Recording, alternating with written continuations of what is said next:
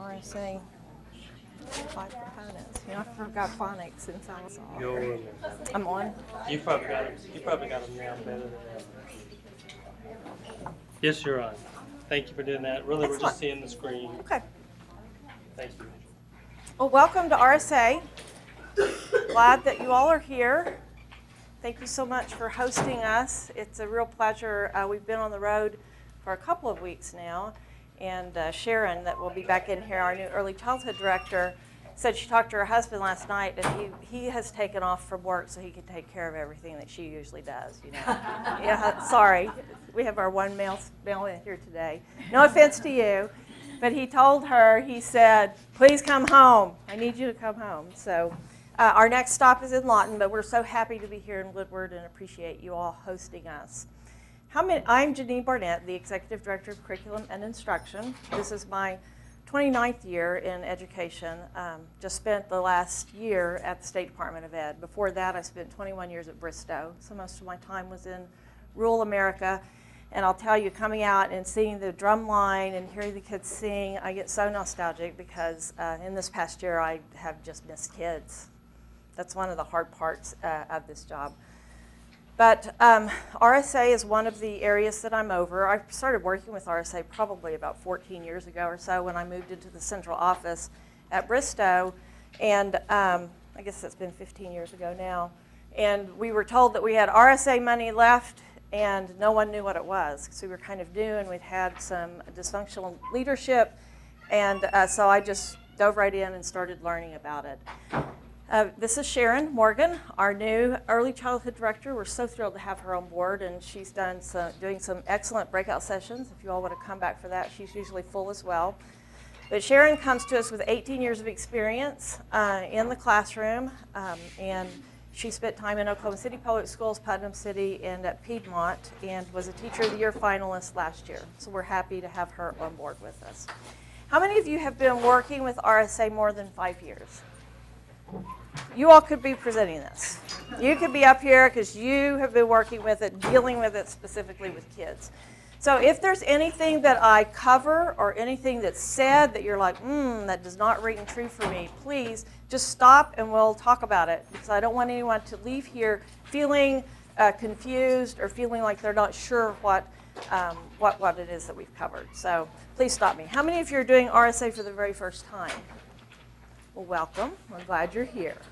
Any questions that you have, feel free to call me, but also at the end of the slide, I'll have Timmy Spangler's contact information up. Timmy has been working with us over instructional materials, over library media. She was a REACH coach a few years ago, and since Michelle Sprague resigned last week, she's going to be stepping in and taking leadership with RSA. But we have a whole team that's working on it so that we make sure that we have enough people to cover the expectations that are there. So if I find my clicker, we'll get started.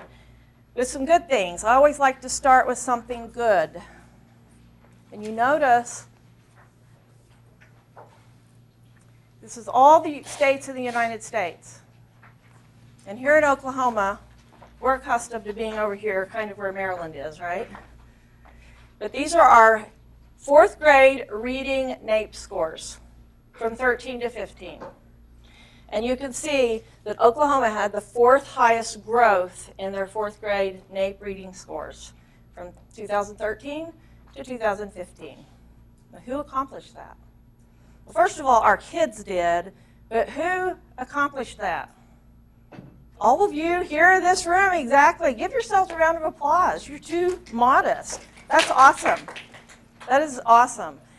And if you look at our reading sufficiency 3rd grade reading scores, back in 14, we had about 16.2, I think it was, that did not reach RSA proficiency.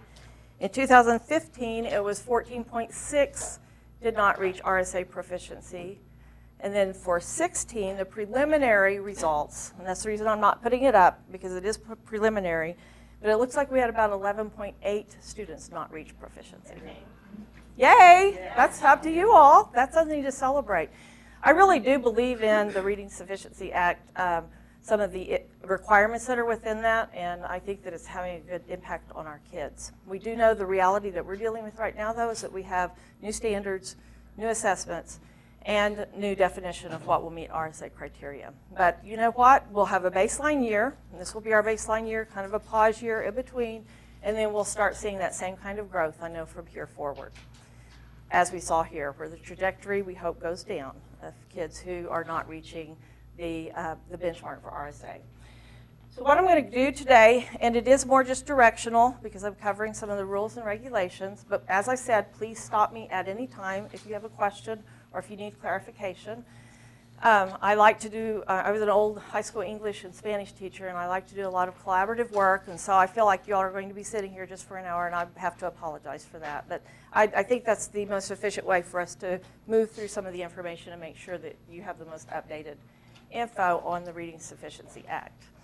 So I don't forget, I want to call your attention to the half-page flyer that was in your seat, and that is advertising for you that Doug Fisher is coming to Oklahoma. UCO is letting us use our facilities for free, which is phenomenal since we're so, so cash-strapped at the state level. And the Office of School Support, which is funded through federal dollars, is paying to have Dr. Fisher come in. He's published over 40 books, lots of articles. But one of the reasons that we wanted him to come is his definition of text complexity is embedded in our new ELA standards. He also was the one that originated the model of the gradual release of responsibility. The curriculum framework writers that are working on the elementary ELA are using that as a part of their model for the exemplar lessons that they're creating. So make sure you mark October 28th. It's free. And it's a half day with Doug Fisher. He's going to do a couple of breakout sessions in the afternoon, as well as some other friends from across the state and some of our staff members. So we'll do an overview, talk about the data, talk about promotion and retention, and then what you'll need to plan for 16 and 17. So just as a general overview, I want to draw your attention to our website. Have all of you visited that website? I hope so. It's an awesome resource. I can't take credit for it. It was already created and up when I came to the agency, but we are working really hard to make sure that we keep it up to date. We were contacted by South Carolina. They'd seen this website and they're wanting to borrow the template and use it as they roll out a similar reading law. But on the website, it's divided into legislation, parents, RSA coordinators and teachers, and the reading sufficiency research.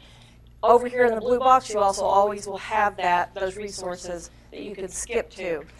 But on the RSA legislation page, you'll have House Bill 3218 with the section that specifically addresses RSA. That's the new iteration of the law.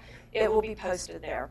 And the reason I like to post the laws is because they underline what's brand new and they mark out what's old. And that way you can kind of see a history of what's been happening in the law.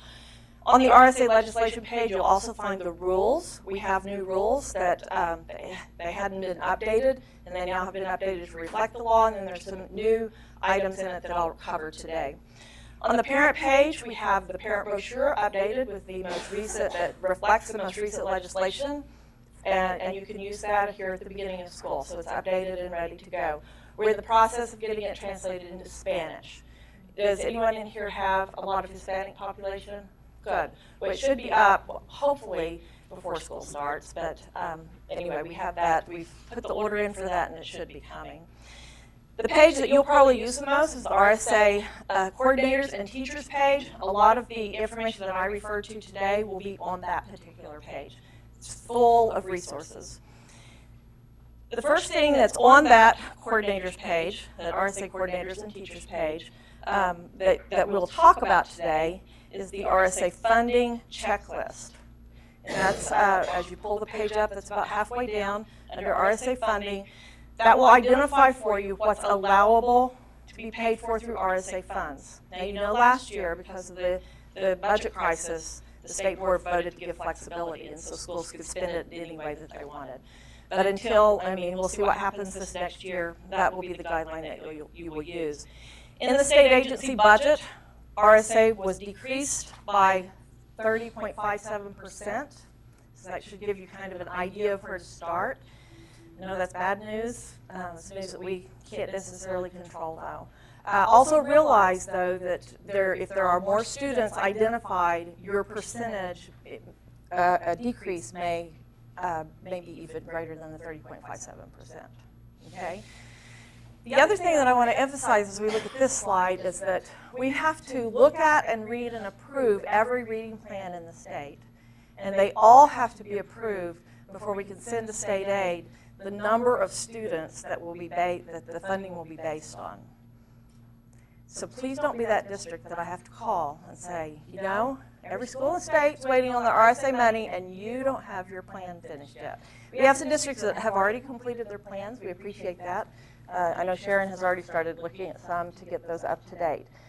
So please, work on your plan, get it turned in time so that we then can review it in time to get the information up to state aid.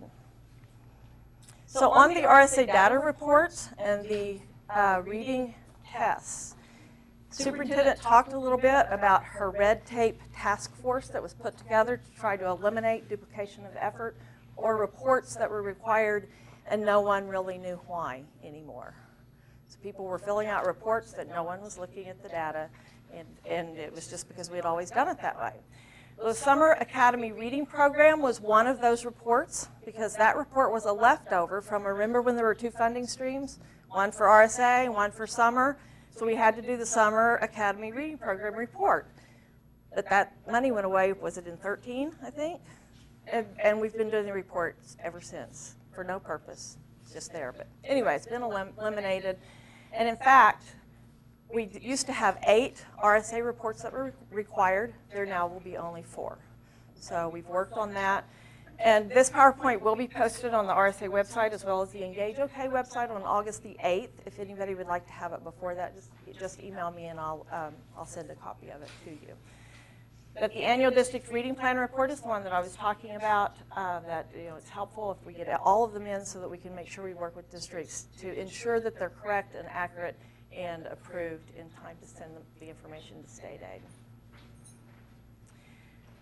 You notice that we're talking here about the RSA criteria in conjunction with the Oklahoma School Testing Program, or OSTP.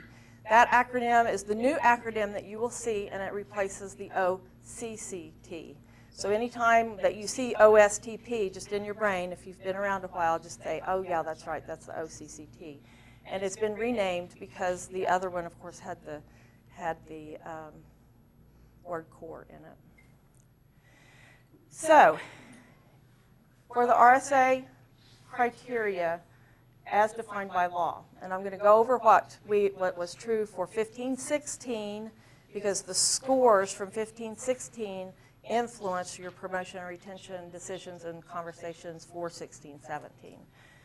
So for the 15-16 school year only, to determine the promotion and retention of third grade students, we're looking only at the reading comprehension and vocabulary scores. This is the first year that we've done that. It separated out the reading comprehension and vocabulary scores. So when you look at the testing blueprint from 15-16, those were standard 2, vocabulary, and standard 4, comprehension critical literacy.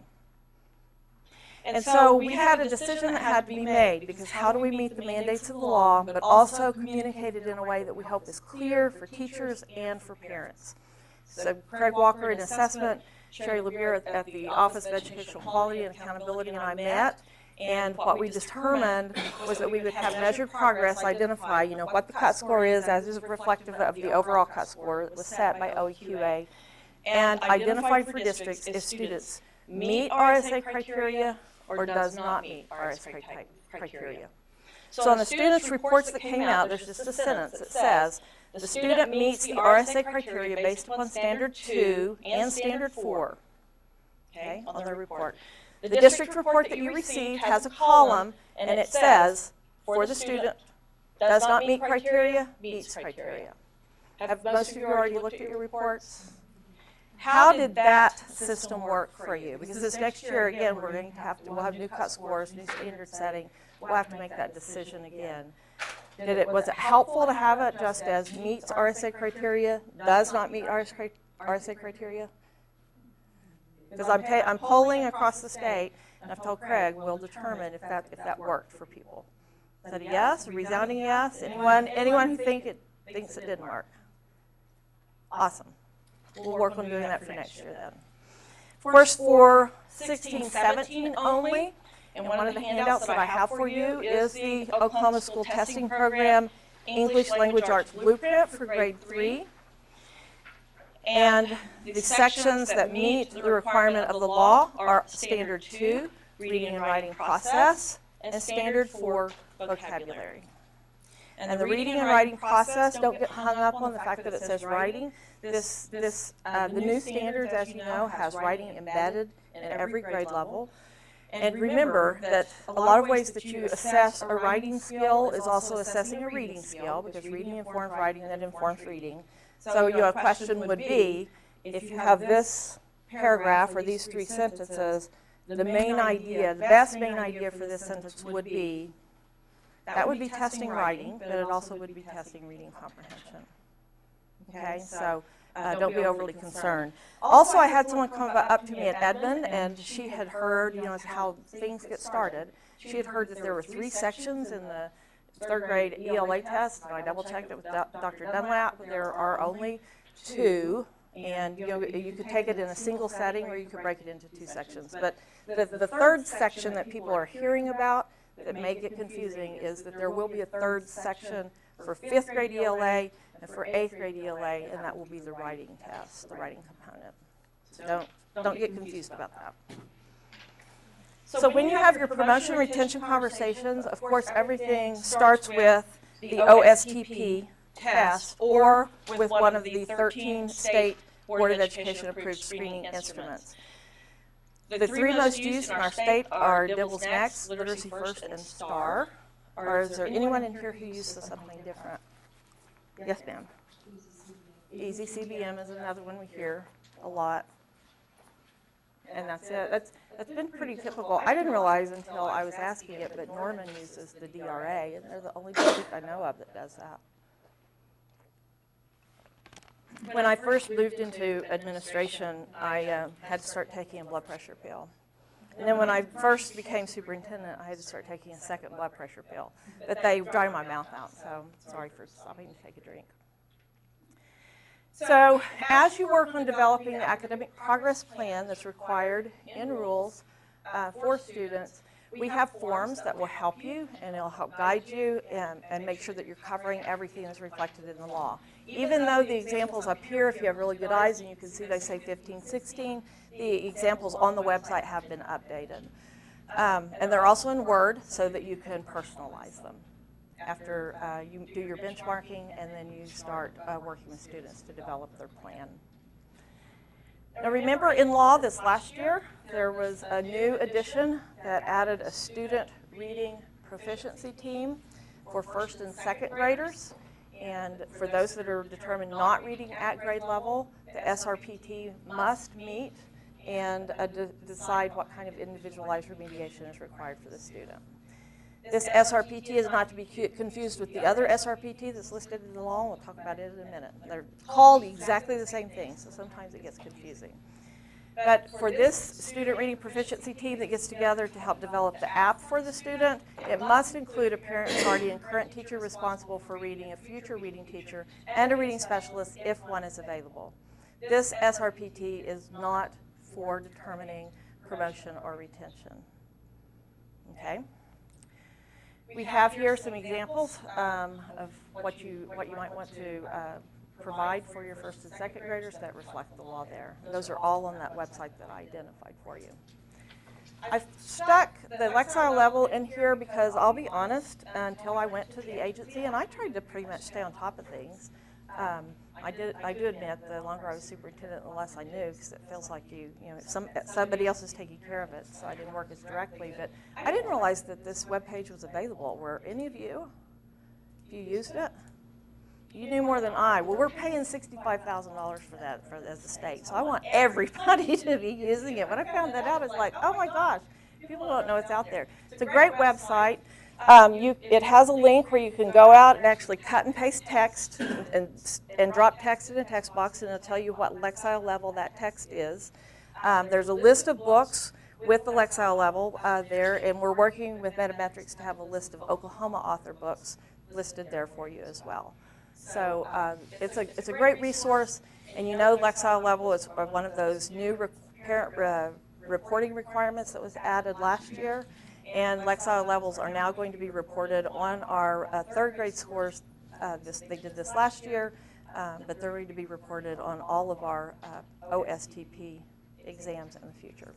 So Lexile is seen as one way because it's kind of a national comparability for the comparability studies.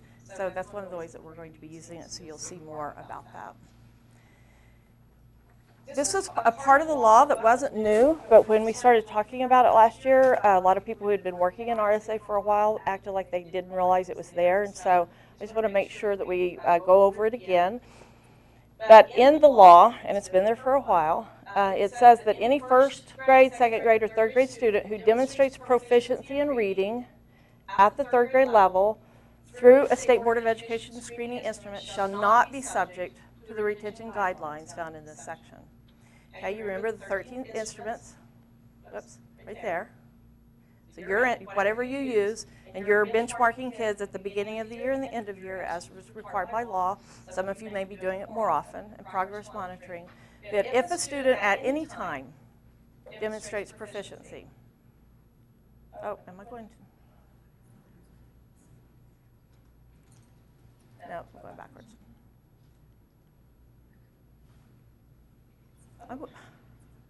Okay, Jean, get with it. Have any of you seen Michael Keaton's movie, Multiplicity? It's one of those, y'all love Michael Keaton. It's one of those that is like a touch point in my life. But in the movie, he's so busy, he works in construction, he's so busy he can't take care of his wife, and so he finds out he can clone himself. So there's a clone who goes to work, and then a clone who takes care of himself at home.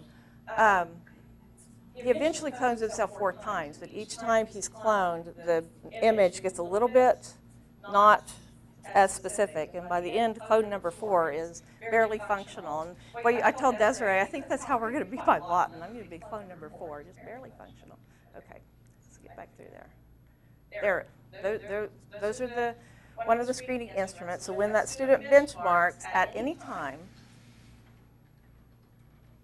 they shall not be subject to retention guidelines. Okay, so you're saying that if they benchmark in January, but they don't benchmark in May? If they benchmark in January for end of year third grade proficiency, yes, but if they do that in January or if they do that at the beginning of their third grade year, and it's end of year third grade proficiency, and all of those proficiencies are listed on the webpage there where we have the 13 approved instruments. So is that letter still available like when you're in first and second grade and they reach, like, for example, my district was a star, and like the cadet score was like 393. So if in second grade at any point in the time, you know, when they reach 393, then we can just fill out that paper and that in the minutes. It's right here. Okay. Yes. One of the questions that has come up as well, and the question here, and I'm going to repeat it just for the people who are in the overflow room, the question was, is there the letter resource that allows you to, once a student benchmarks, fill it out, put it in their cume folder, possibly send it home. And a question that had come up at Edmond was, are you required to notify the parents as soon as they benchmark? That's a district decision, you know, when the notification goes out to parents.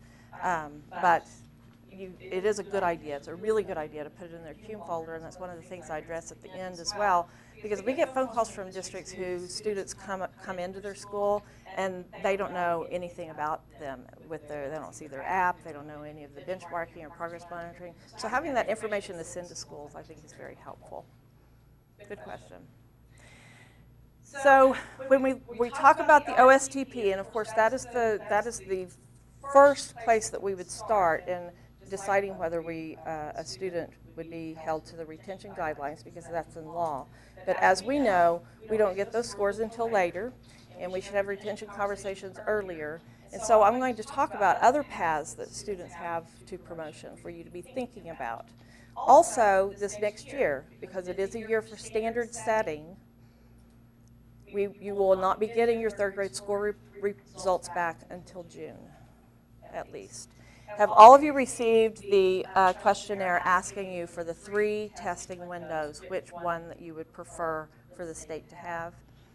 It went out through our reading listserv last Friday, But it's also in a newsletter that went out just today, or yes, may have been yesterday, the link to it. And I think you can also link to it from our website.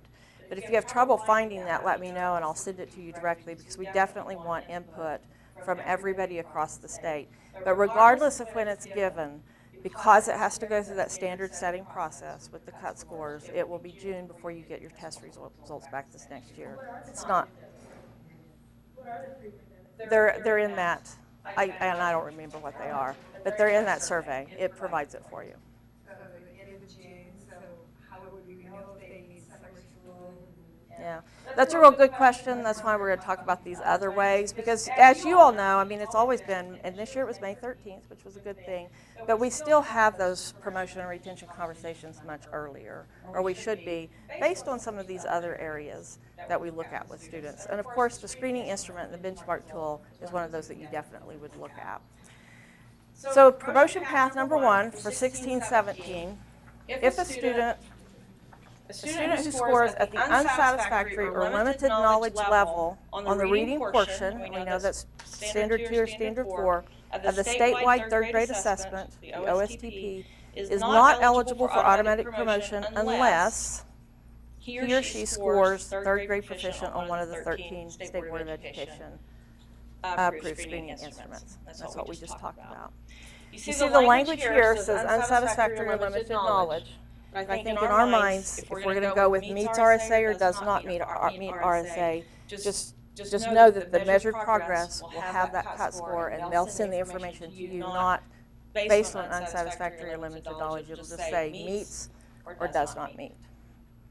Okay? Promotion path 2. And in your handout, and I love the quick guide, I don't know if any of you have been using it, but Mark Dankers, who's not with the agency anymore, created that. I think he did a great job, and it has been updated for next year. But all of the good cause exemptions are listed there. We're not going to talk about all of them today, but one such good cause exemption allows a student who scores unsatisfactory or limited knowledge on the reading portion is not eligible unless he or she scores at the 45th percentile on one of 4 approved alternative standardized reading assessments. Good cause exemption number 3. This actually can be found in the rules, not in law. And the 4 alternative reading assessments are the SAT-10, the Iowa Complete Reading Comprehension, Core Reading Comprehension. Had a question if it was required to be vocabulary as well, and in the rules it's listed as just reading comprehension. That's all that's required. Another way through promotion path 2 with your good cause exemptions is for a student to accumulate evidence of third grade proficiency through a student portfolio. Okay? And the student portfolio language is changed in the rules. We'll cover that just a little bit later, but it's a change that just reflects and updates what was passed in law last year. Or if they're subject to other good cause exemptions. That would be another possible way for a student to be promoted. We have listed on the website the student reading portfolio checklist that identifies all of the new language that's in the rules. It's there, and so that's again in Word, and it's a resource that you can use if you choose to look at that option with a student. A promotion path 3 is for a student who's not eligible. We can look at their summer academy reading program. But you notice there's another component to that. They have to also demonstrate competency through either a student portfolio or scoring proficient on an alternative reading assessment. So going to the Summer Reading Academy by itself doesn't automatically guarantee that they then are eligible for promotion. Questions?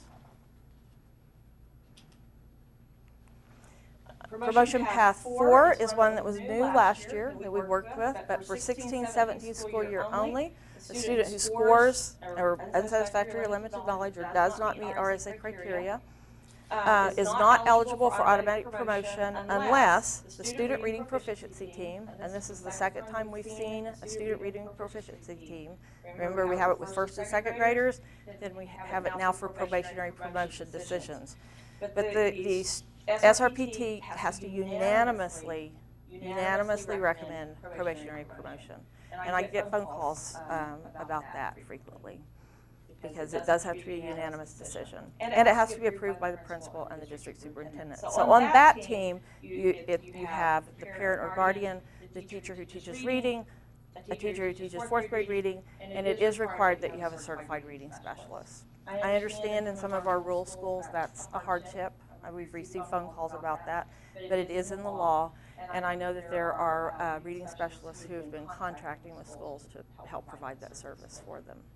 Have you all been able to cover that successfully here? You're good? Okay. Any questions?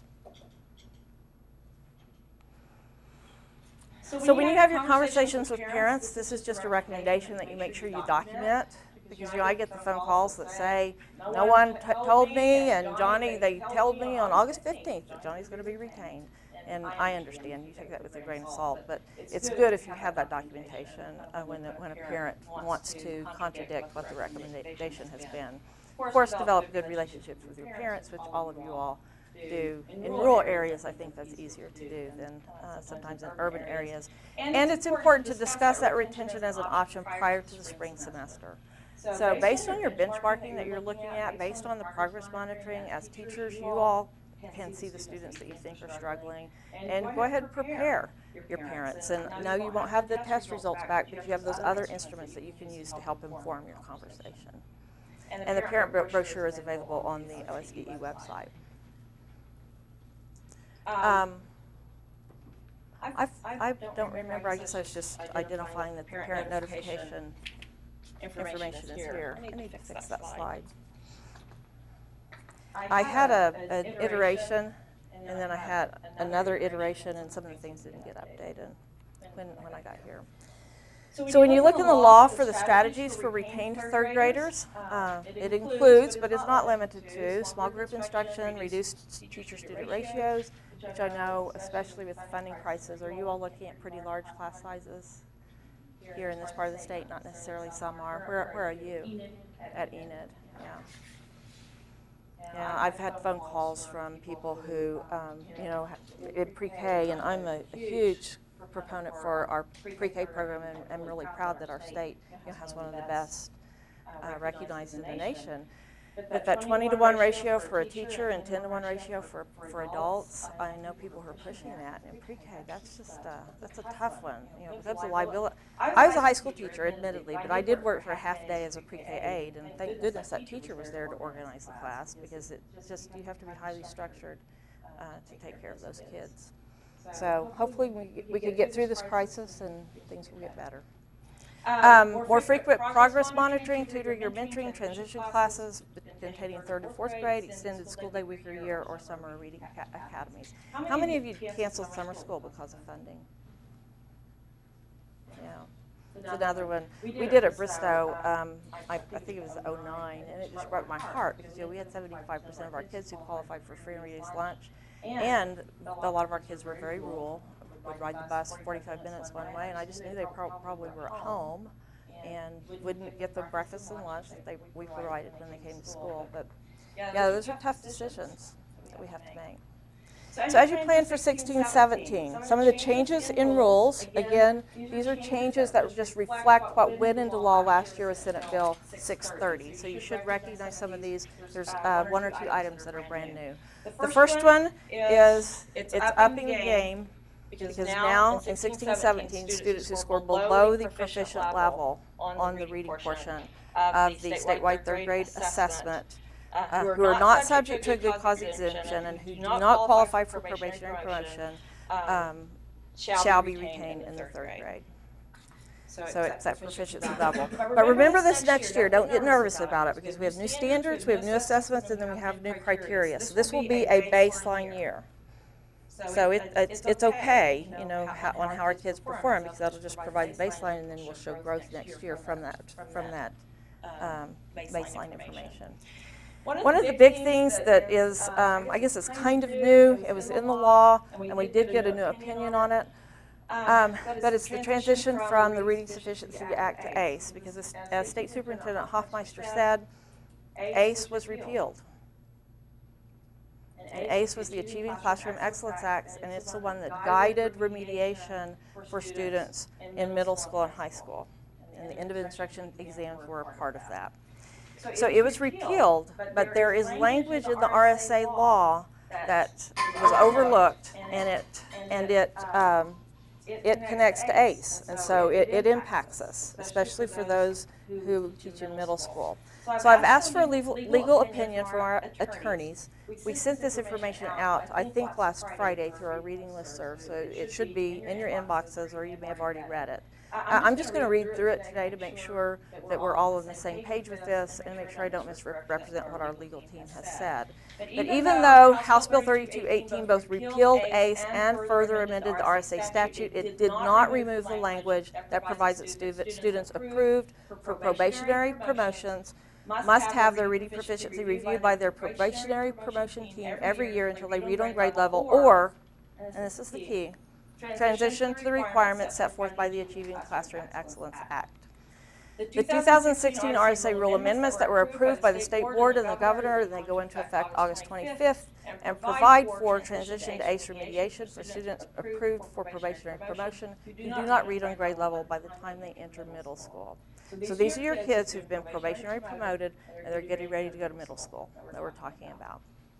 So the recommendation is, although ACE itself was repealed as of July 1, we advise that for the 16-17 school year, schools may provide secondary students the reading remediation required by the RSA through any ACE remediation plans already in place for such students, although the Achieving Classroom Excellence Act is no longer in effect. This approach will allow districts to provide students with the reading remediation they are entitled to without being required to develop new remediation plans with so little time left in the school year. So what does this mean? Under RSA, you have the required SRPT that has to have a reading specialist on it. You have the required app that's in the rules that you have to create for a student. And you have the required Tier 1, Tier 2, Tier 3 teaching, right? Under ACE, individual districts develop their own remediation plans to address students who are not reading at grade level in 6th, 7th, and 8th grade. Okay, so your middle school should have some kind of an ACE plan that they were using to offer remediation services to students. As a district, you can choose to continue all of the RSA requirements up to into the middle school, but you don't have to. Is that clear as mud? Make sense? Excellent. This is just a slide from the lawyers telling us that this doesn't go into effect until August 25th, even though I told you that, and I have to put it up there. So the proposed RSA rules changes, additional ones, it gets rid of the SARP reporting that we already talked about. The 7th good cause exemption reflects, for the student portfolio, reflects the change in law, so phonological awareness is focused on phonemic awareness.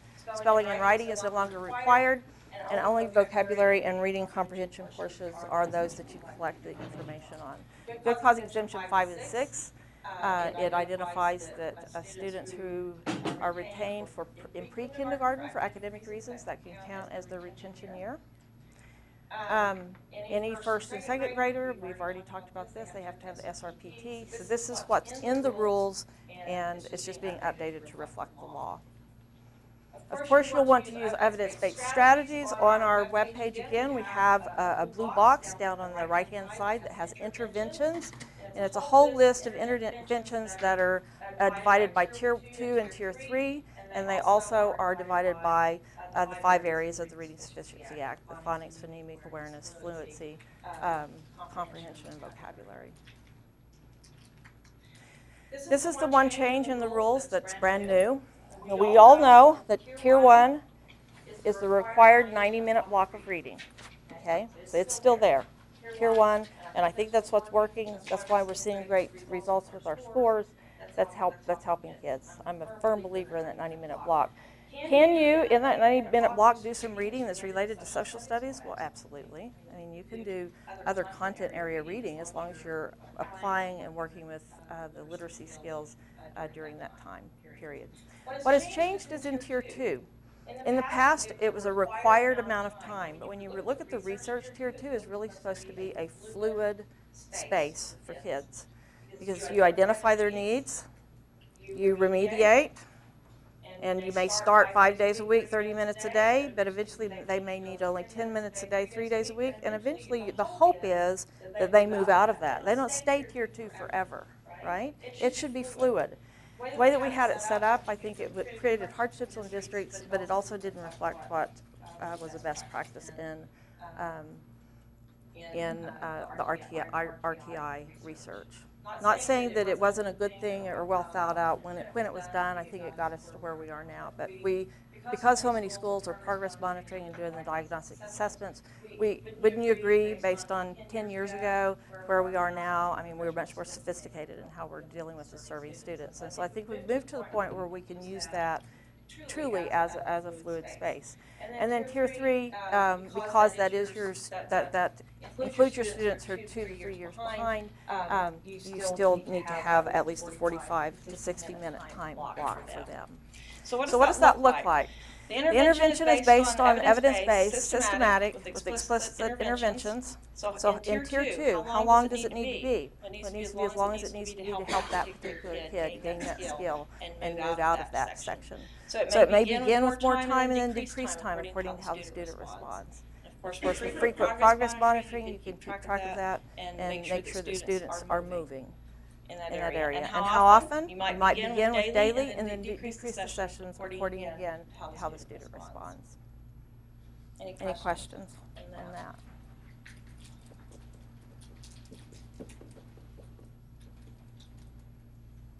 Awesome. I'm either getting better or it's clear as mud.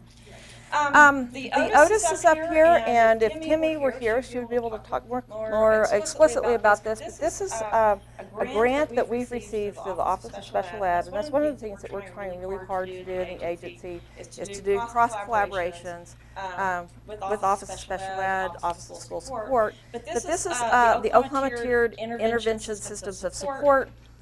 They are looking for schools that want to pilot and be a part of this, and I think we have some cards here that you can take if you're interested in exploring that further. But the goal, even though it's paid through the Office of Special Ed, the goal is early intervention so that we don't have over-identification of kids who really it's just a social issue instead of necessarily an academic one. Because as you all know, I mean, if you deal, how many of you work in districts that are high poverty districts? You know, in the state of Oklahoma, 62% of kids qualify for free and reduced lunches. So as you all know, those kids sometimes cope with the 30 million word gap, and you know, they don't have those rich, meaningful conversations at home. And so we want to do that early intervention to help boost them so that they then catch up with their peers. And that's the goal of the Otis. Also, we're working with the Office of Special Ed through a grant to offer the letters training. Letters is something that the agency started a few years ago, and I'm a firm believer in it as well, and so we're continuing it. We wrote it into the new iteration of the grant. If you're interested in that, let us know. We had 2 principal primers this summer and had a full house in Oklahoma City and in Owasso, so had you know, administrators being exposed to it. But it is a really strong look at the connection between how the brain works and processes language and processes reading and your reading practices. And again, we're paying for that through the Office of Special Ed, but it's not just for special ed teachers, it's for regular ed teachers to help get that early intervention so that we can help students overcome that. So the district responsibilities, forecast prior plans, to submit RSA scores to parents. And the other thing that I'm just talking about is you start considering if you aren't including that information, like you said, you know, in the CUME folder, when they achieve proficiency, you may want to start doing that so that when there's a transfer of records, that information goes with the student. That would be really helpful for districts that they're moving into. This is our team. We have quite a few. Timmy Spangler's bolded here. Timmy's going to step up and take the lead over RSA. We hope to be able to replace Michelle. You know, our art director left, and we did not replace that position. The agency is like everybody else. I mean, we've experienced budget cuts, and we had a coordinator that quit, and I didn't get to replace her. Unfortunately, my office is paid for through state dollars. That means I have no money. So I'm good friends with federal programs and special ed and school support because they all have federal dollars. Any questions? The other handout that you have is a third grade at a glance, and it gives you some new shifts and changes in the new third grade standards. It identifies the key concepts and the supporting concepts in that. It is created by Michelle, who has done a great job at the agency, and I appreciate the work and the foundation that she has laid for us to move forward. And so you have the quick guide, you have that, and you have the blueprint and the flyer, and I covered all those. So I think I'm done. If you have any questions. Excellent. I hope you all have a great day. Thanks for choosing to spend your day here and for letting us be here with you and to host this.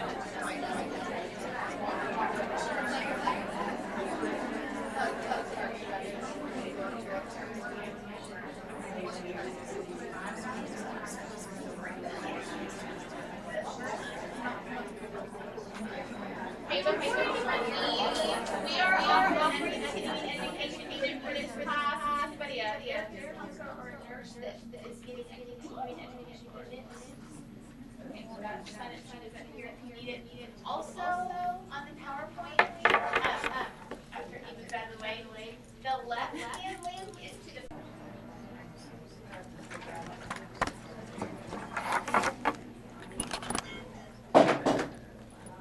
If you don't mind aware of this, thank you for helping out with that in the class. I'm sure that just Oh, no, that's fine. I don't know why I made it. haven't That was been a great sitting. idea. Why? Probably because I didn't have any questions And you're either. kind of helping each other.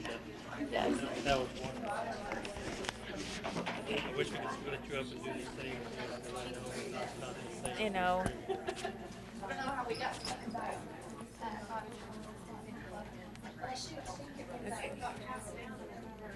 Because that's how I got stuck with You might tell them about this one more time. Okay, so if you're in here, we're going to set this up. The left-hand link is to the PowerPoint, and the right-hand link is to some handouts, and I will have it up at the end. And if you're live streaming, you can come back, and I can pull it up.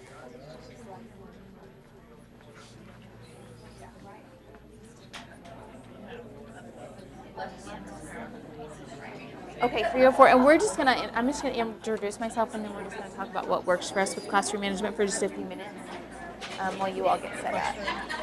304. Okay, they're live streaming 304. I'm just gonna introduce myself, and we're gonna talk about classroom management 304 for just a minute till you all get set up.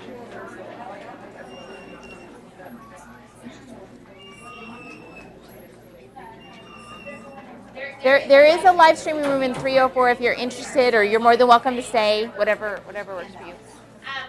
While they get set up in there, I'm just going to introduce myself. Okay, this is an odd configuration for me with this smartboard over here, so I'm going to do my best to stay in the right spot. So I am Sharon Morgan. I am the new director of early childhood at the State Department. I have just been there a few weeks. So I'm new. I've got my Twitter up there, my information if you need to ask any questions. There's a picture of my girls who are freshmen and seniors in high school this year. One of the reasons we all work so hard to do what we do. Classroom management. So how I've usually started this session is just asking you all to get in groups as best as you can and talk about what's worked for you in classroom management. What's a tool that you've used that's been very successful? Some of our best conversations have just come from what you're already doing. So I'm just going to spend a few minutes. If you'll just kind of get with your table or the people around you, talk about what works for you, or if there's something you're having difficulty with too, we can share that and get some ideas. So if you'll just kind of get with your group and then talk about what's been successful for you in classroom management, and then we'll share a few ideas before we get started.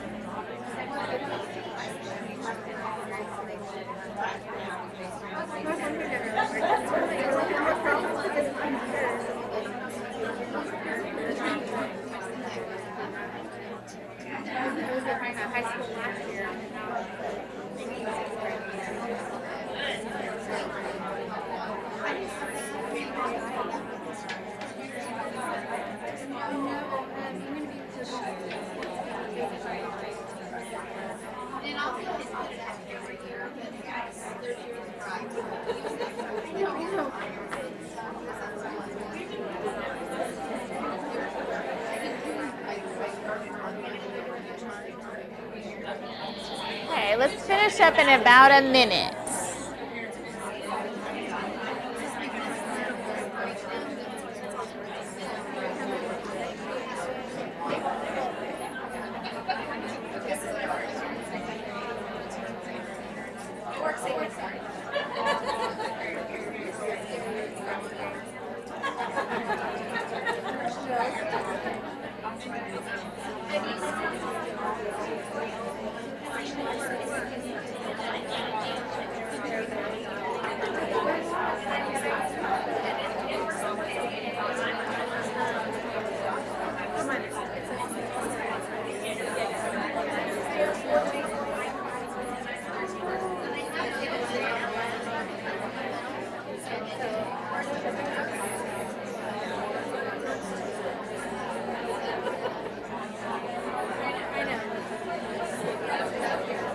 Okay, let's go ahead and come back together.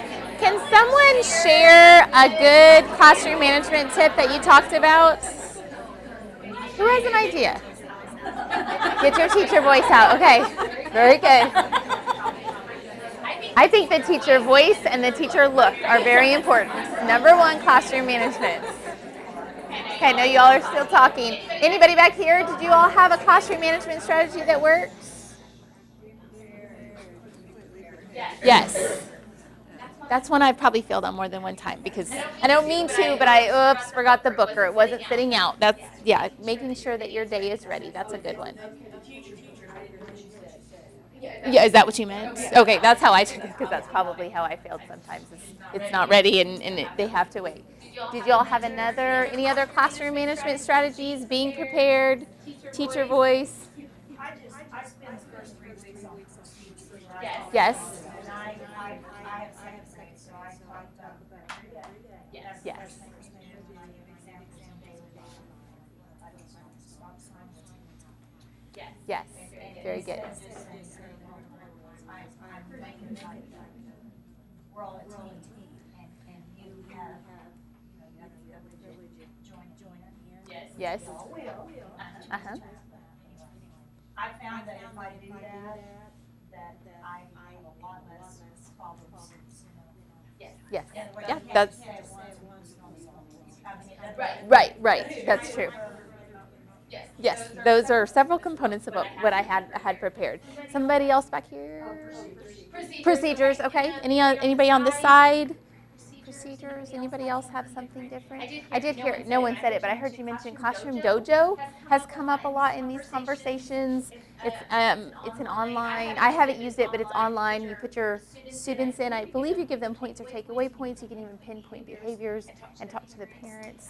It's also been helpful, I've heard, when you have students going to different classrooms. So different teachers can log into your Classroom Dojo, and that helps. Yesterday, we had a teacher, and he talked about live school. I don't know if that would be something you want to look up, but it was called Live School, and I guess it had a few other features than Classroom Dojo, and so they were using it at their school. So if you're looking for some ideas, there are some extra ideas. So in here, actually, I should tell you more about me. Before coming to the State Department, I have taught 18 years in early childhood. Oklahoma City, Putnam City, and Piedmont is where I was before I came. As I was preparing for this, I was just thinking about my journey for the last 18 years and the years that I have not done well and what's worked for me and where I failed and where I've struggled and put this PowerPoint, put this presentation together just based on the tools that have really worked for me. Hopefully you can use them in addition to what you're already doing. So your classroom management can go smoothly. Can you raise your hand if you are pre-K? Any pre-K teachers? Kindergarten? First? Second? Third? Fourth? Fifth? And then anybody over fifth? Anybody that's, are you kind of fifth and sixth? And then anybody administrator? Okay, and I will tell you, because my background is mostly early childhood, I haven't gotten some comments. Most of my concrete examples are from my classroom, so they are more early childhood. So we'll try to tweak it so it works for everyone. So when I look back in my classroom and I think about the 3 aspects that have really helped with classroom management, they're creating an atmosphere of respect in our classroom so that students are working well together. They have respect for each other, they have respect for me, and we've built those relationships. That's what I'm going to talk about first. I think that's been a struggle. Even though I taught manners at the beginning, when I first started teaching, I didn't have any procedures where we practiced those as a group. And so even though at the very beginning we were doing a good job working together, as the time went on, that just broke down. So I'm going to talk about some ways that I help with that. Also, you said behavior expectations. You need to have those rules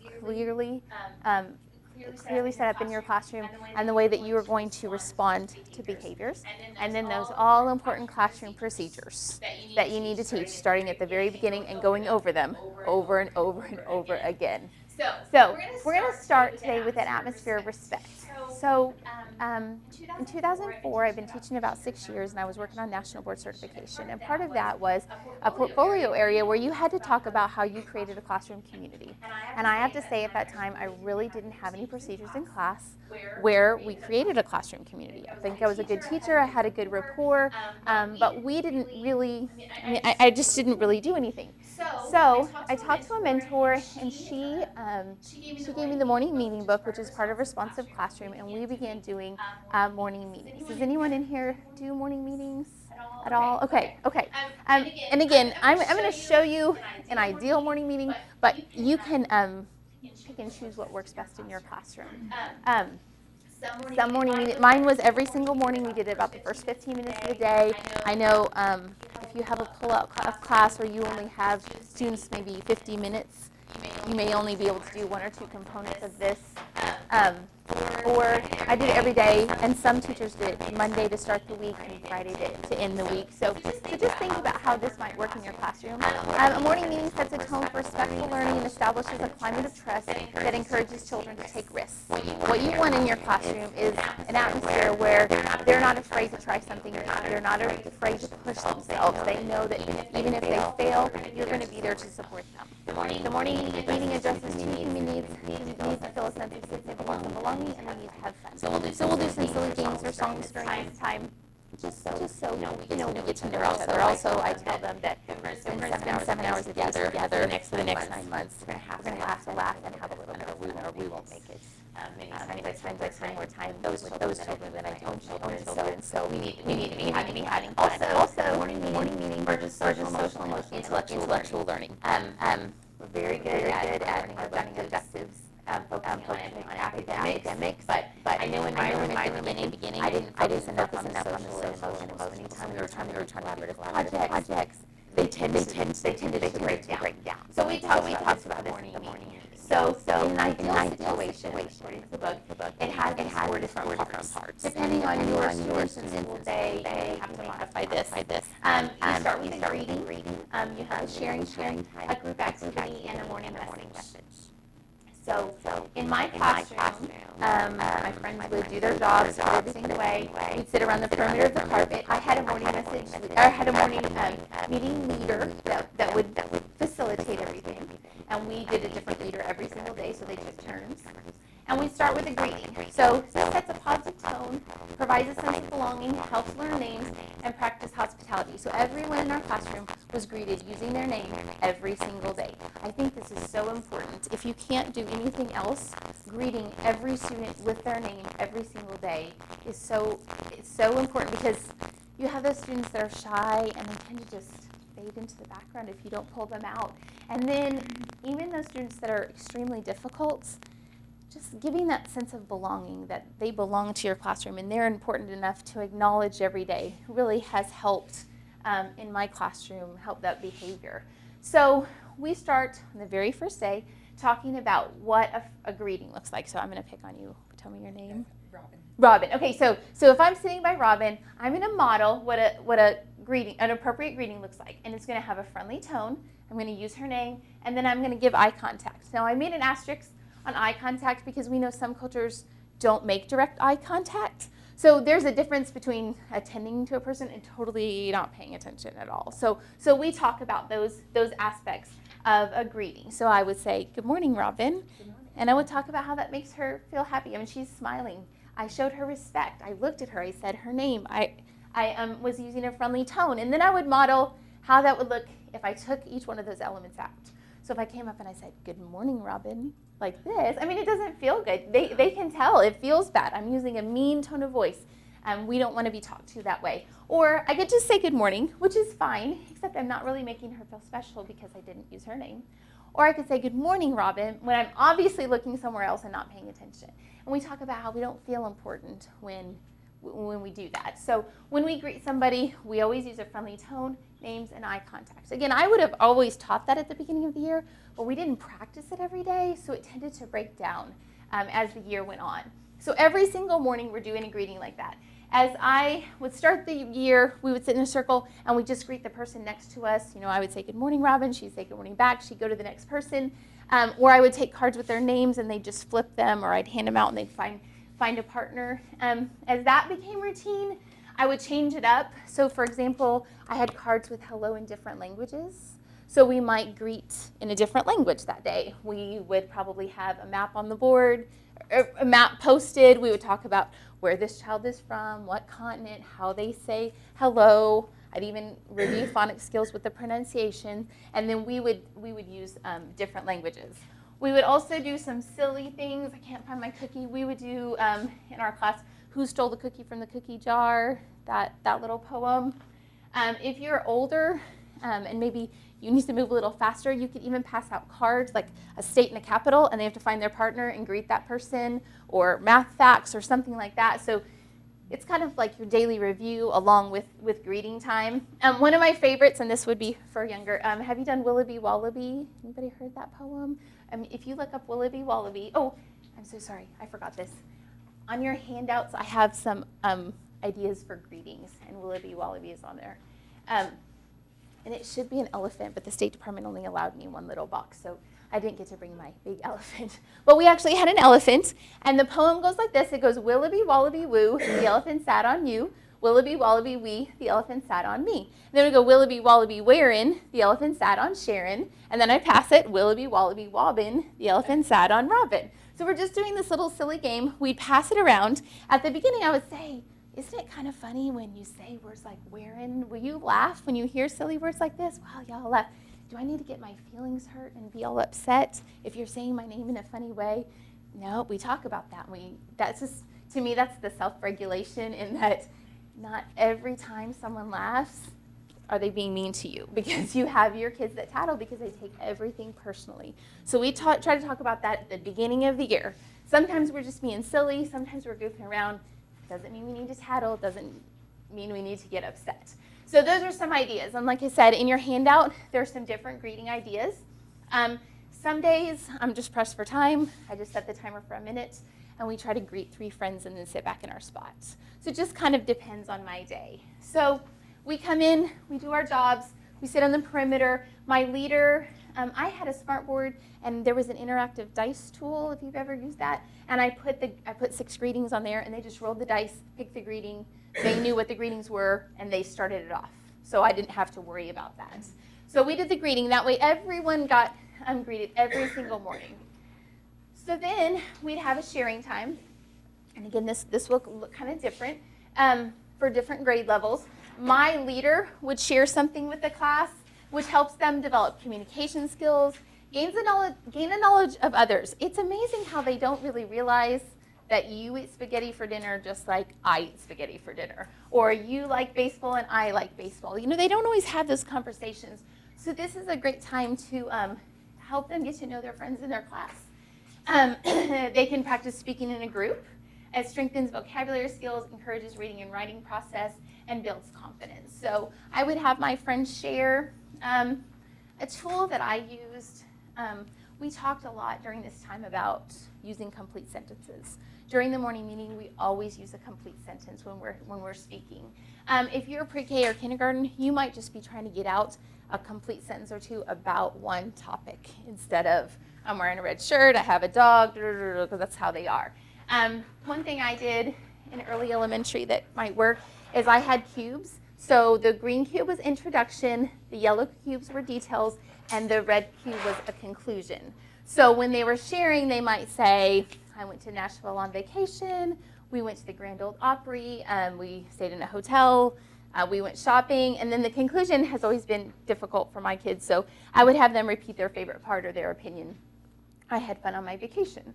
So that helps them stay on target, give appropriate details, and do introduction. Also, then when I'm in writing, we use a similar structure. Okay, you know how during sharing time, you start with an introduction, you do your details, and then you conclude, and that's what we want to do with writing. So that's a tool that we use.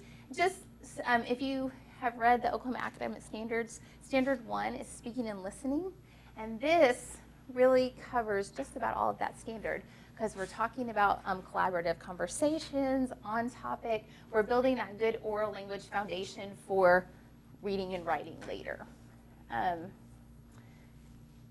you want to make sure that all students have a chance to share. In my classroom, I had one person a day. If you weren't able to do a morning meeting every single day, you might even have a sign-up sheet.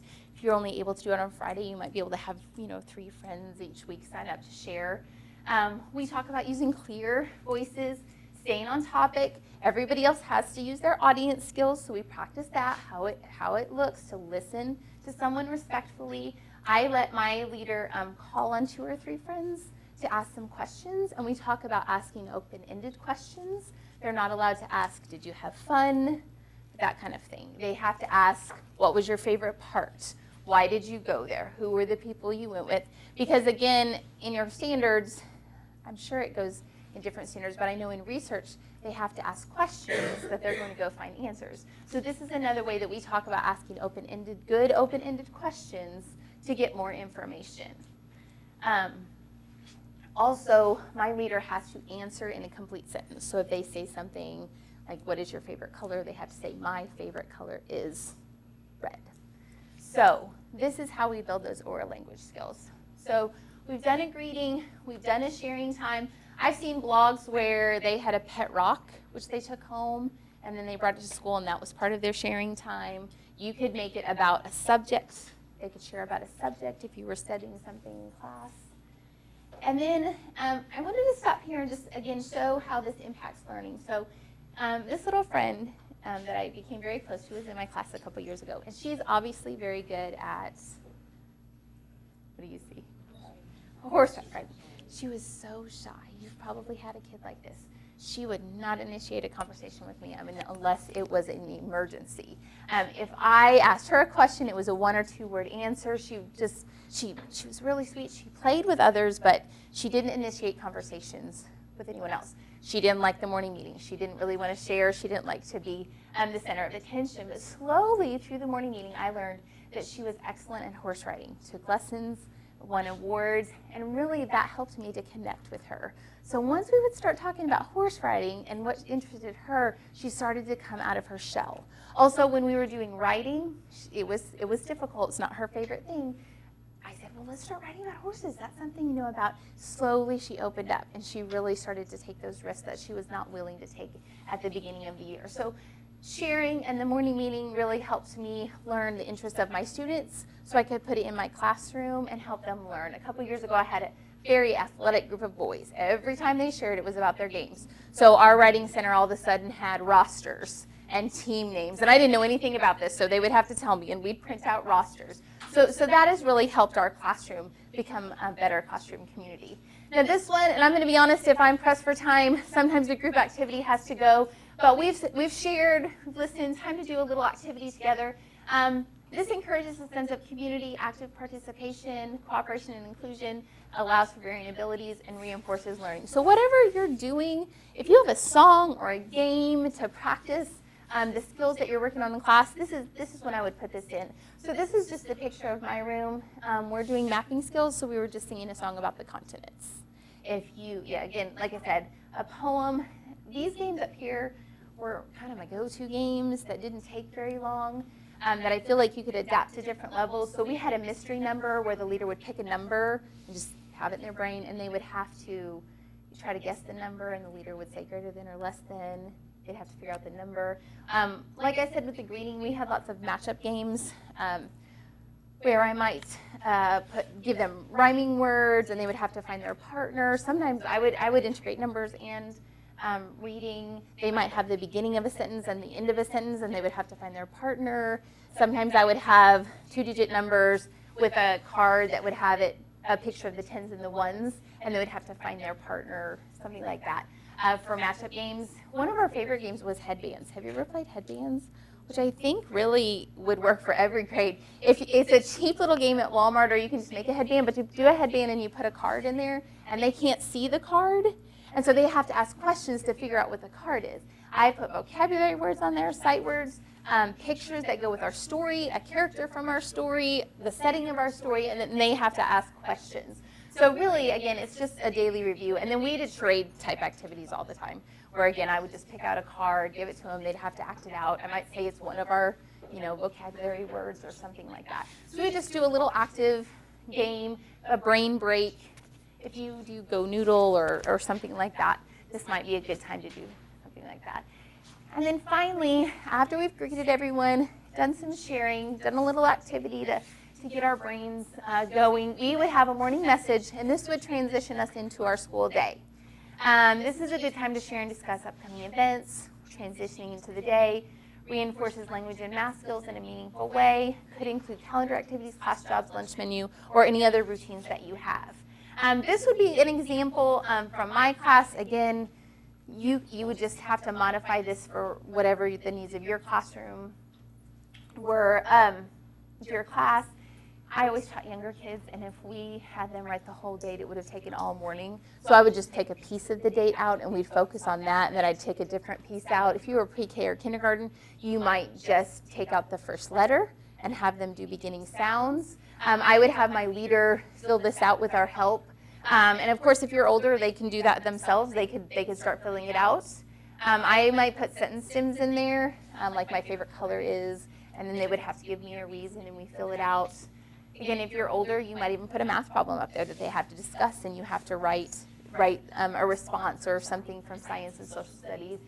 One time I had a class, and they were very high, and I had the first person write a topic sentence, and we actually wrote a story. And each day, the leader added to the story, and we did something like that. I've also read blogs where they have one morning message for the entire week. The teacher writes it. On Monday, they might correct, like she would make mistakes in the morning message, and so that was part of their grammar lesson, is that they would have to correct the mistakes. And then they would talk about sight words one day, vocabulary words. So just a letter to your class about what you're learning, and then that would transition you into your day. I brought a few other books that I like. Todd Parr is one of my favorites, and he has books like It's Okay to Be Different, I'm Not Scared, It's Okay to Make Mistakes. We would talk a lot about those. We would read those at the beginning of the year and talk about how we all make mistakes. In our classroom, Mrs. Morgan really made the most mistakes of anyone, so not intentionally. So they saw that modeled. But just knowing this is a great procedure to build classroom community, to build those relationships, to practice those social skills so you can use them during different parts of your day. Anybody have questions about that? Anybody think of ideas? We would also, if we were having a classroom problem, that might be a time we would talk about it. If we were having bullying or some kind of procedure difficulty. So as we were putting in procedures to create a classroom community, another aspect of classroom management is having rules and your learning expectations. So kind of like you said, we created classroom rules together, so that gave them ownership.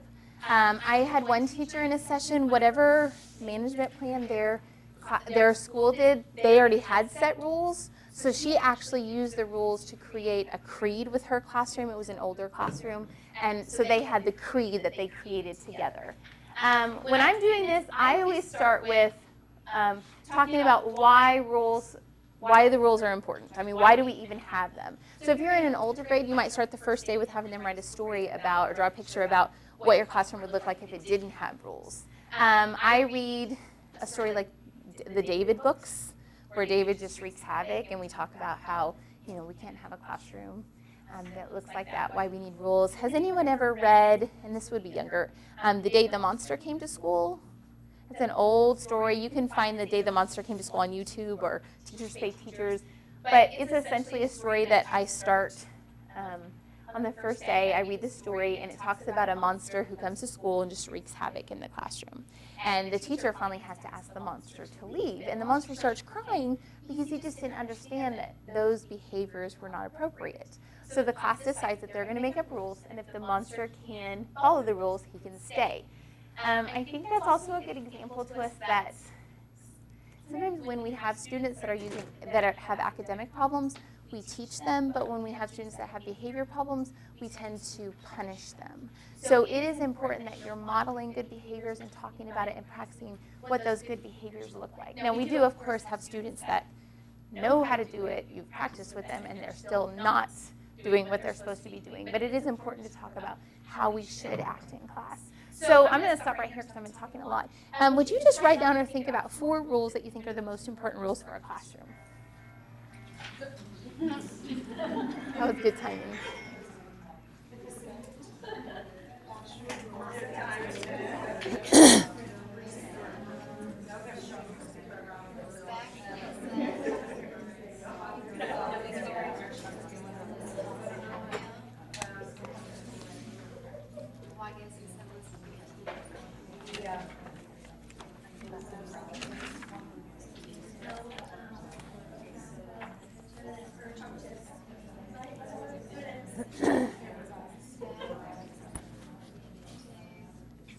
Okay, so somebody give me one. What's one rule that you had written down? Be kind. I have be prepared to be ready. Okay, be prepared, be ready, be kind. What else does someone have? Keeping your voice, hands, and feet to yourself. Yes, very good. Gentle touches. Honest. Oh, that's a good one, honest. I've noticed when we're creating classroom rules, usually no one comes up with follow directions and listen to the teacher. So I tend to add that one in there. That one doesn't always come up. My kids help with the class clean, and then when we go to like the cafeteria, it's same thing goes there. Right. So it's consistent. Very good. And if you're creating classroom rules, they're almost always the same rules. Even it doesn't matter which class you have, it's almost always the same rules. When I would teach younger grades, I would make I would have them help me make a list of what we wanted to see in class. Because if we talked about classroom rules, we tended to say, do not hit, do not do this, do not do this. So I didn't allow them to say that. Okay, what do we need to do in our classroom so it's a place that we can learn and get along? And then we would make a list, and then I would help them group those, that list.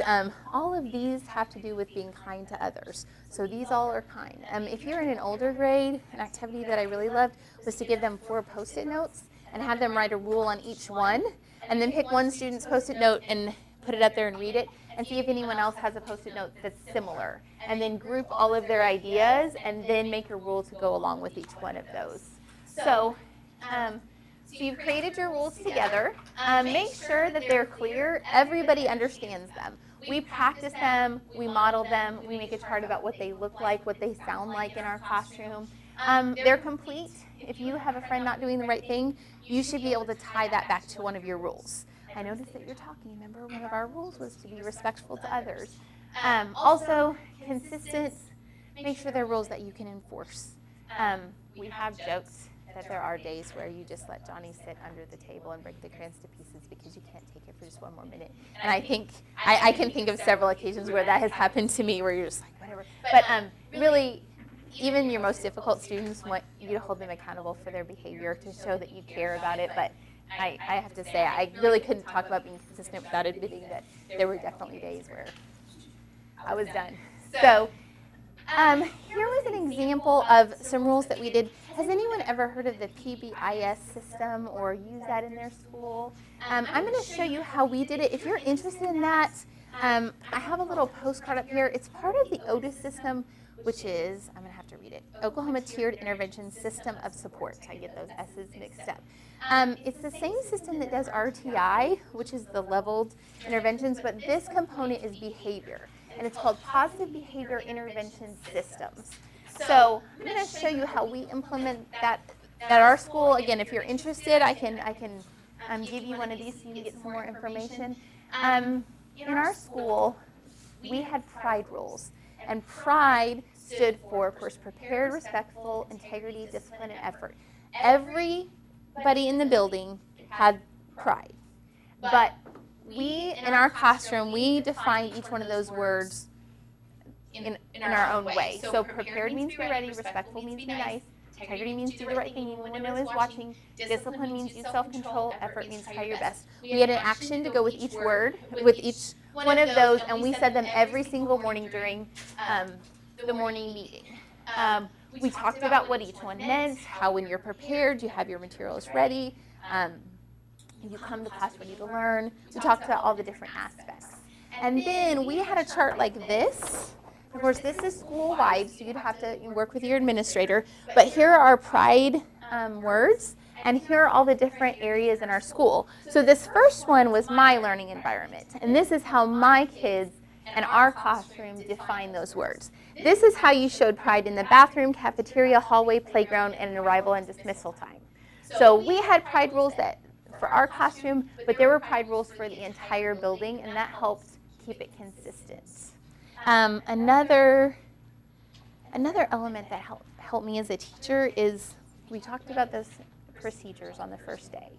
But as a teacher, when I have a new classroom and I'm trying to teach all of my classroom procedures, and I've got crying moms and crying kids and who knows what just happened, and then I go on my school tour and I try to remember all the cafeteria rules and the playground rules, by the end of the day I've forgotten something. So somebody gets in trouble because Mrs. Morgan forgot to tell them where the spoon went or something like that. So what we did is we had non-classroom teachers teach the procedures for all the different areas in the building.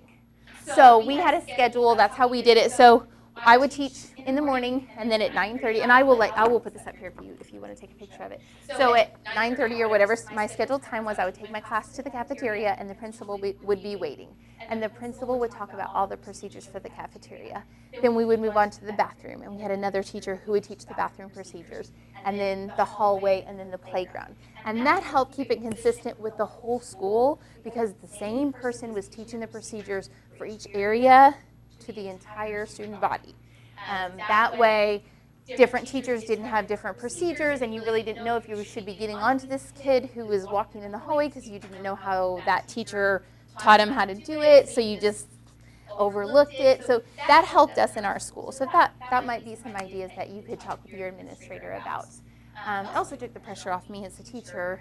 I didn't have to remember all. I would just take cards with me because I would forget something as the day went on. So this is how we did pride. So that's part of the positive behavior intervention systems, is having that school-wide consistency. I also had my pride rules typed out, and they were in frames just on the wall like this. And I had my little friends sign the frame with a dry erase marker to help make them more accountable. So if they weren't doing the right thing, I would say, hey, you know how you signed the rules saying that you would follow them? I need to see that in class. And then responding to the behaviors, which really for me, this has probably been the most challenging part. They're doing the right thing, they're not doing the right thing, how do I respond? And there are so many ways to respond to behavior. I had a friend on the hallway, and they had stickers and notebooks and all different kinds of things, and that was just too much for my brain. It worked in her classroom, it didn't work for me. So just thinking about my journey, when I started 18 years ago, we had color cards. And you had color cards. And some teachers use this very effectively, so if you do, keep doing it. But they didn't make the right choice, they moved their card back. And according to the book, they were not ever supposed to be able to move their, you couldn't redeem yourself. Once you moved that card, it was done. So I just figured those people knew more than I did. That's how I did it. Well, then I didn't want to actually change any cards at the beginning of the day, because why would they even try to do the right thing for the rest of the day? And then also, if Susie was a great kid and she was messing up that morning, did I really want to make a black mark on her record by changing that color card? And I didn't. So what I did was I didn't change the card, or I tried to do something different. And so really I was just undermining my own system, and that was not very effective. So then we have the clip chart. And again, I have so many teacher friends that use a clip chart wonderfully, but in the clip chart, you start in the middle, you can go up or down. If you are doing a good job, you go up. If not, you go down, you can redeem yourself. So I tried that, but I don't know if anyone else had this problem. At the end of the day, I forgot to clip them up because I was busy. So I don't know if that's something that happens to you. It was totally unintentional, but I'm teaching, I'm doing small groups, I'm doing this, that, and the other, solving problems all day. End of the day, we hadn't really clipped up. The kids that caught my attention were the ones not doing the right thing. They sometimes clipped down. Parents didn't understand why these kids not clipping up. I forgot. I just forgot. Just a teacher fail. So then, when we started this PBIS system, we had tickets that we gave out. So you did the right thing, you got a ticket. So of course, at the end of the day, what happened? I forgot to give out any tickets because we were busy. And really that was better because we were learning and I wasn't having to deal with behavior. That being said, they were supposed to earn tickets for their good behavior, and I forgot. So if you guys can relate to that, what I finally did also, and I probably shouldn't say this because it's probably not part of the system, sometimes it's difficult not to take something away.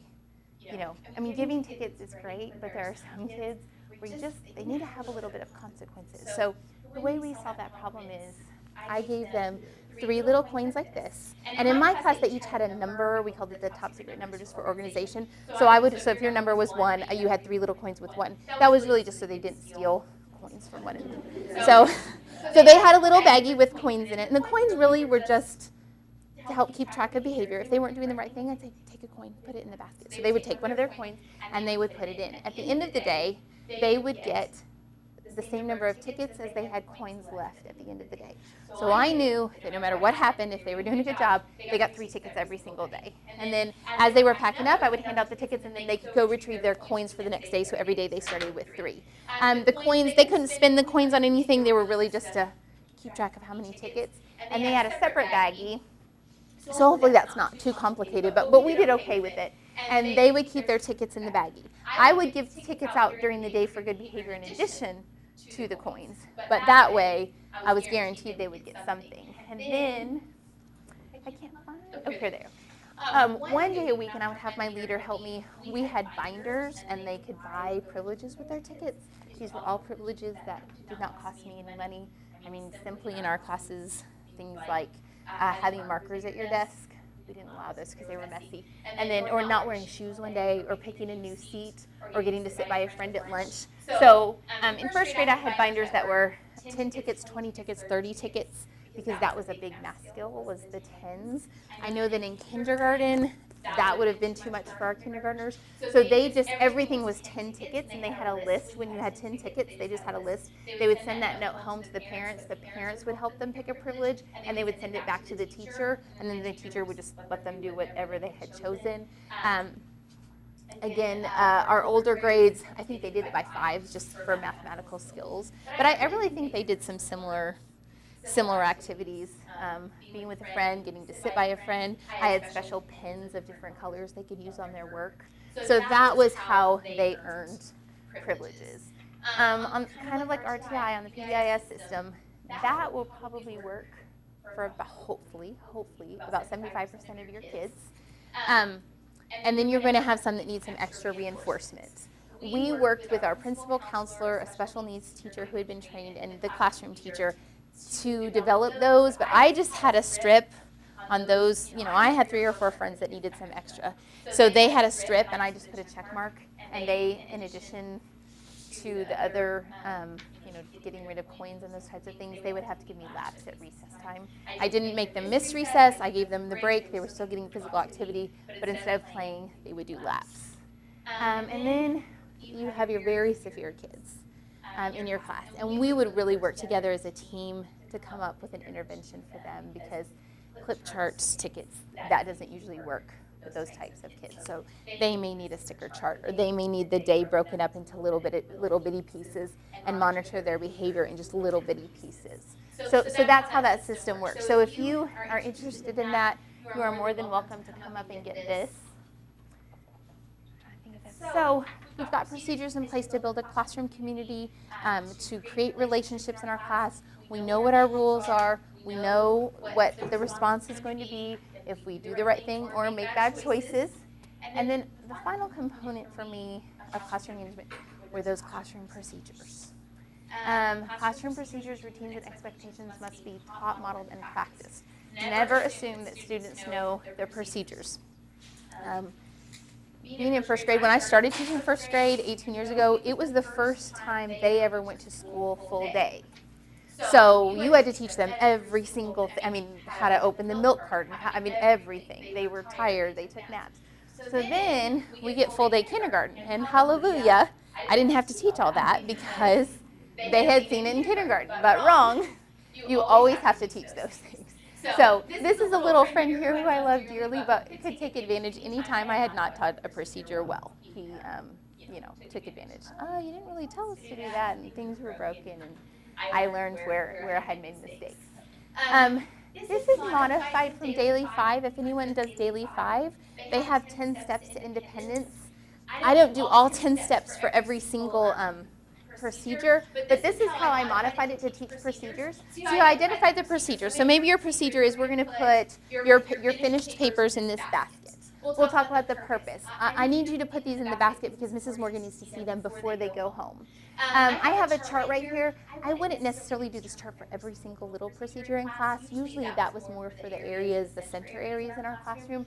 But we'd use a similar format. So we'd record our desired behaviors. Okay, when you're finished with your paper, you're going to quietly stand up, take it over, put it inside the basket, and move back to your area without bothering anyone. Then I'd pick about 3 friends to model it. Okay, can you show me how that would work? So you'd model it, you brag on all these wonderful things, great job, putting it in the basket, sitting down without bothering others. And then the best part is you pick a few friends to model the least desired behaviors. So who can show me what this should not look like? Which is always fun to see what they come up with. They're throwing papers, they're poking people, they're being loud. And then we talk about how we really can't learn and have class when you act like this. Okay, let's have somebody else try it and let's see. So then, they'll do it the wrong way. We do this every procedure in class. This is a Y sheet. Again, I would do this for my center areas. I had a good friend that was really good at graphics, so she would make these for us. So this would be your work on writing area, and we talk about what the area was, what are all the items in the area. We would always write down why we would go there. I mean, why is it important to write? Why does Mrs. Morgan put that in the classroom? We talk about how it helps us spell and write and learn how to write, and even help us reading. And then we would write down what the students should be doing in that center. They should be quiet. They should be working respectfully. They should be using the tools appropriately. They should be working on writing. I'm trying to think what else the student would be doing. And then we talk about what the teacher's doing. Well, if you're at work at writing, usually Mrs. Morgan is either helping friends or she's working in a small group. So they know this is what I'm doing, so this is what you're expected to be doing. And then, like you said at the beginning, I would post it, but it's important that you talk about it every day for at least the first couple of weeks, because just because it's posted doesn't mean that they remember it. Sometimes we would draw pictures. This was just another example. We had an iPad center. We were lucky enough to have 5 iPads. So we talk about why do we use the iPads? I mean, what is the purpose of those in the classroom? What the students should be doing. They should be handling it appropriately. They should be on the correct apps, and what the teacher is doing during this time. This template is in your handouts, and I will put that back up on the board. So in the handout, you've got some greeting ideas, some celebrations for learning, and then this. And then I just made a list, and there's also a list in the handout. It's not an exhaustive list, but just the procedures you really need to think about. You need to think about every single part of your day. What are they doing first, next, and make sure you teach them how they're supposed to handle it. What are the procedures for every different aspect of your day? Morning and afternoon routines, turning in a paper. How do they ask a question? We had hand signals. I can't remember. Like 1 was a drink, 2 was a Kleenex, 3 was I have to go to the bathroom, 4 was a pencil, 5 was a question. How do you want them to sit on the carpet? How are they supposed to be sitting in their chairs? Or we did some flexible seating in our classroom. I don't know if has anyone tried flexible seating. They could stand, sit, or lay on the floor usually during lessons. So we talked about what it looked like for each one of those. How you line up, how you get your materials out, cleaning up after you were done with your work, how we get a pencil, working with a partner or group, using supplies in younger grades. I only started them out with a pencil and crayons, and then we would introduce each new supply and actually do a lesson about how we use it and how we took care of it. Cafeteria rules around your building, technology, how to get a book, independent work, classroom jobs, how you organize your desk and the supplies, morning meeting, what you do when you're finished. So there is a list in the handouts that I made of different procedures you might think about. Okay, and then I'm going to go back to the beginnings because I went to the very end again. The PowerPoint is on the left-hand link, and the handouts are on the right-hand link.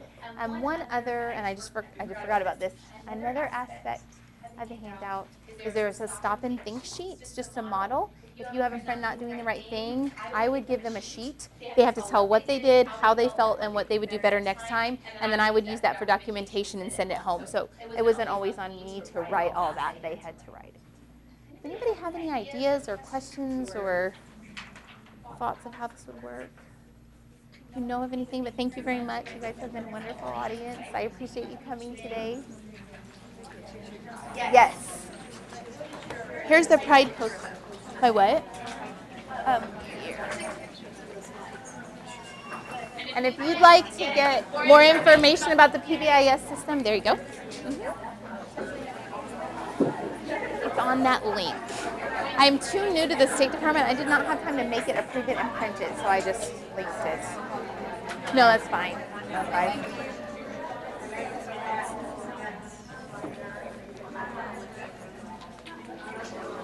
Yes. I'm moving from sixth grade to first grade. Is that considered? Do I need to say for the next meeting, the next one? I didn't know if I should go there, because there's elementary EL. Right. I mean, I'm new, so we didn't plan it well, but yes, we kind of, I let the teachers set the agenda for that kind of just see what you all need. We have a county meeting September 2nd. And we have 3 schools working on business.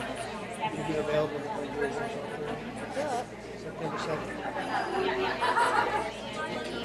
Just this kind of information. What else would you have? I don't know. I'm kind of new. This was the first time I did. Is that helpful? Yeah, it's perfect. You can see everybody's excited about it. You've got a bunch of old hands. We're excited. Cool. I got a lot of like seriously, I got like the classroom thing. Start with your early childhood. Right. That puts you into a category. And Yes. you had to work your way out of that category. Well, You did great. I had done some feedback and that somebody was like, very early childhood, which is what I know, so. No. Is it okay? I try to modify I better. taught 12th grade, and I would do the same thing with them. They're all good ideas. Let me ask. Really, what you think about that Well, that's what I thought. and it's perfect for that. It Okay. gets everybody thinking in the correct, you develop it. Second, I'm you're busy. gonna have to check my executive director. I don't have any, but I have actually no idea what they do, so I'm gonna check. So would you email me the date and the information and I'll Bring that back. and You have some, well, I'm a concrete cover.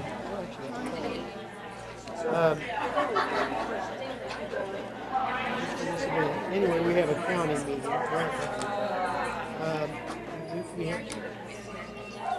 We like to have somebody from the State Department.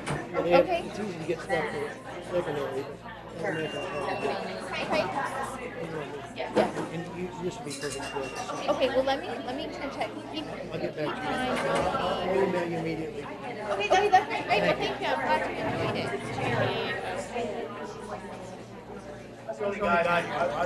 You were. Can I complain about gender bias?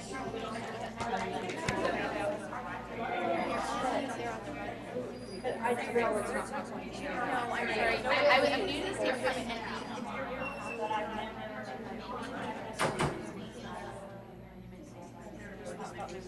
Sorry, no.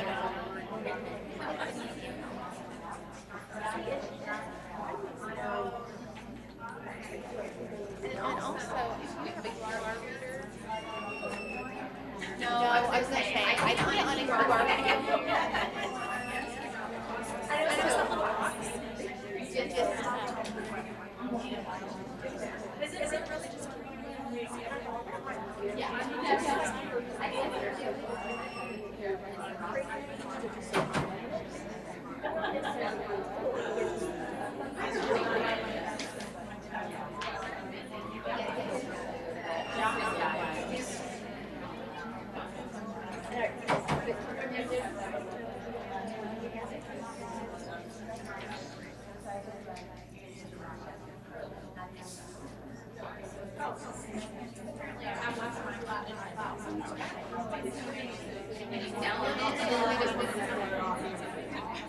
No, it's getting ready for early childhood.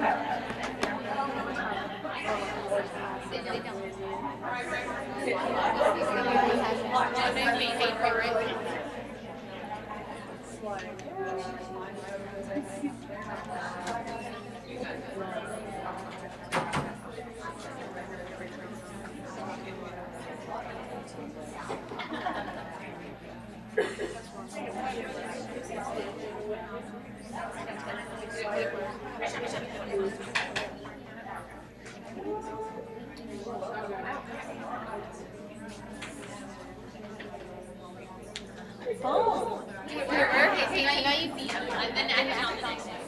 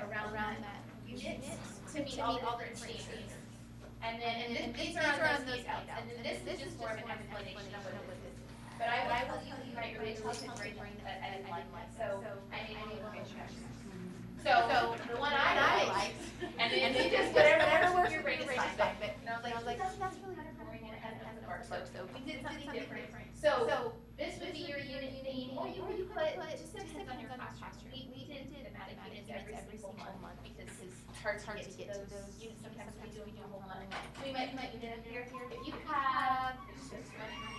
have maybe a reading series with a story that you're focusing on, you might think about that story. And then think about other books that would be related. I just started, I was trying to think this on. And then students writing, and then for all the seniors, so we'll talk about more, but speaking and listening, vocabulary foundations, critical thinking, multimodal literacy, research, language, and independent writing. The standards are really supposed to be taught integrated, but you really think early childhood can be very, very good at doing. Anyway, Josh Flores, sex theory, ELA person, he has talked to a lot about bundling, but I think we bundle very well, that's always been at the cornerstone of our philosophy. But just as you're planning the two standards, this might be helpful, for you to think of your unit or your story and make sure you get all those elements. Also, we're talking and there are no centers and play and those types of activities in our classroom. I mean, a center planning sheet. So you put your unit up here, and then here's all the different centers. So you can make some notes about what you would put in the centers to support the standards. And then I also made one that was blank, so you could write in whatever centers have in case they didn't match what I was doing. So that's in your handout, some planning sheets with these standards. So I just wanted to make sure everybody knew the resources. Do you go to the State Department website for resources on standards? I did not. I actually didn't really know it was there. So I just want to make sure that you knew it was there. You can click this button that says Oklahoma Academic Standards, but if you go to Services and Instruction, I feel it's kind of buried. Here are all the different areas. So, if you want the social studies standards, this is the social studies standards. Those are not new, so they don't really have a button at the very beginning. But it also gives you some information. Science standards. Tiffany Neal is our director of science, and she has PD on your plan to help explain the science standards. Science standards are right here. I had no idea that those resources existed when I was trying to figure out how to use these. So I just wanted to make sure that you knew those were there. Also, I wanted to show you this. So there is a website, and it's called ELA OK Teachers. Again, I'm new, and Josh really facilitates this. So I know sometimes it's more secondary, but he does have. These are the curriculum framework writers, and they have been working all summer on creating lesson plans to go with the standards. So you can see what it should look like in the different grade levels. And the very first drafts are out. So you can either click here, or you can click here. It goes to the same place, and you'll get a Google Docs folder. And it's kind of in a weird arrangement there. I don't really like how that is, but if you are pre-K kindergarten, you go to early childhood, and it gives you an example lesson. And these are beginning of year lessons about learning rules and citizenship. So as you're starting the year, you can use them. So you just look. So here would be a pre-K example. It's in a format called Understanding by Design, but here are your goals, your standards, transfer, what understandings your students will have. Here's your performance task for your assessment, what you want them to know at the end, some notes, goals and understandings, and then down here talks about academic vocabulary. Here would be the lesson sequence. So here's what those teachers wrote. They're just Oklahoma teachers who are doing this. So we'd love for you to use them. If you have feedback, something that would help you, email me, tell us what would work. They put links in there. Let's see. Back to that. If you are, sorry, I'm not used to an apple. If you are early elementary, this is for second and third. So you can look at those lessons and maybe just help you get some ideas. Also, I found this helpful.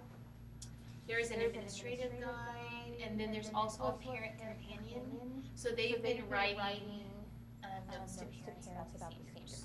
So if that's something that you need, I'll say that. That's on ELA. Yes, okay, let me go back. Oh, did I lose it? I'm not used to an Apple anymore. So it's ELA, OK Teachers.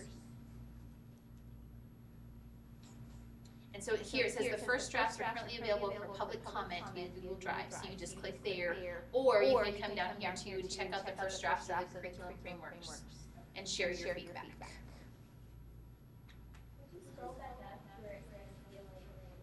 Yes.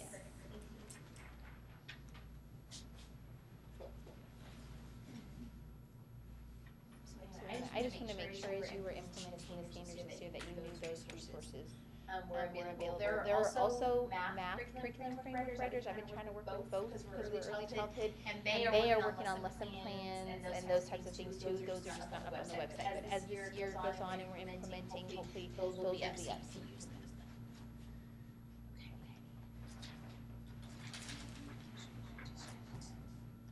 Okay, so those are just some resources I want to make sure that we have. Okay, So so now, now, talking about you all, who's pre-K here? First grade, second grade, third grade? Anybody above third grade? Okay. All right, so we're gonna do a forced activity with the standards. Jill, every first grade in your classroom. This is one of our favorite things. So what I would do is I'd put maybe four a color in each one of the four corners, and they would have their favorite color, and then they would have to discuss with all the other friends of that color why that was their favorite color, and talk about it, or what do you think the answer to this question is, and I maybe have four answers in the corners, and they would go to the corners. After Christmas, we came back, we read all the tacky books, like the tacky the paint books, and we'd read them and talk about them, and so we're done with that, I would put a tacky book in each corner, and then they would go favorites. Why that was their favorite, so which is the game. So I'm gonna give you the four corners, the criteria, and you can figure out which applies to you. So this first one would be school year starting and haven't read the standards yet, or has had something that they didn't know we had standards. So if that applies to you, come on over here. That would be number one. Number two would be I knew we had standards, but my friend read them. I haven't really read them. I have some experience. Maybe I read them one time, but I haven't really looked at them. So if you're a one or a two, we'll put it over here. Okay, number threes, they have their name. Like we've read the standards. We've already started making lesson plans with them. We have a grasp on them, and I'm starting to say that very well. Or number four, we've got this. I wrote the standards. We're done for the year. So yeah, 1, 2, 3, or 4. So think about which one applies to you, and go to that area and talk to the people about what your experience have been with the standards.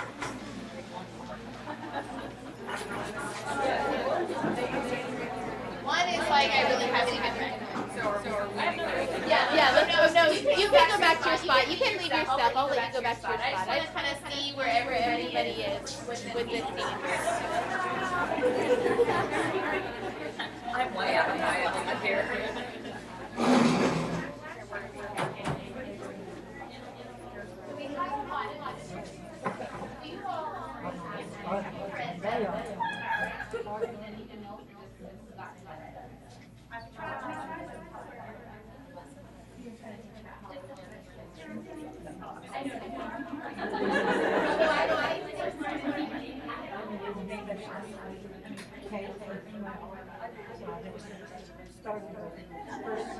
We have one, so you guys have a chance. You'll have a chance. Oh, yeah. But then we have some you guys right.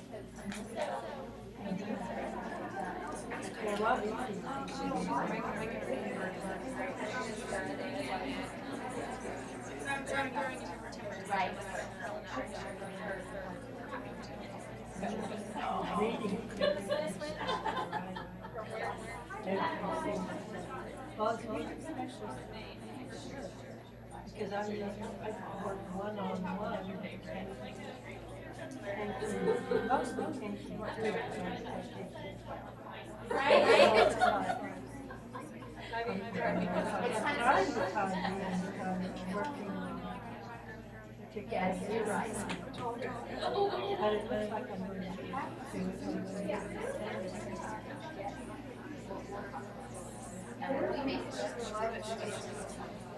Oh, it's so annoying. I guess I'm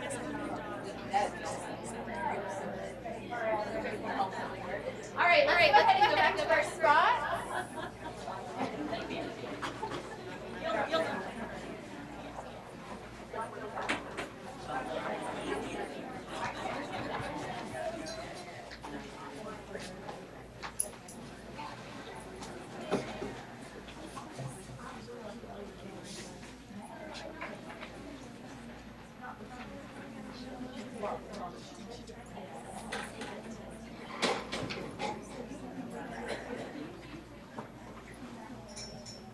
Wait, let me ask one more question.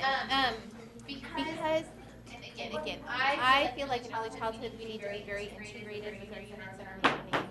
Science and social studies, but because ELA and math are new, I focus on those. If you'd rather do mostly ELA, give me one.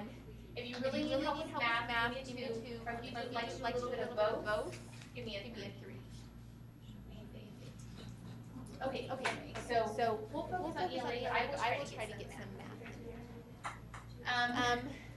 I ELA with early childhood. Okay, I'll try to do a little bit of both. Josh Flores is director of secondary ELA. Michelle Sprague also elementary ELA, and she's on another position.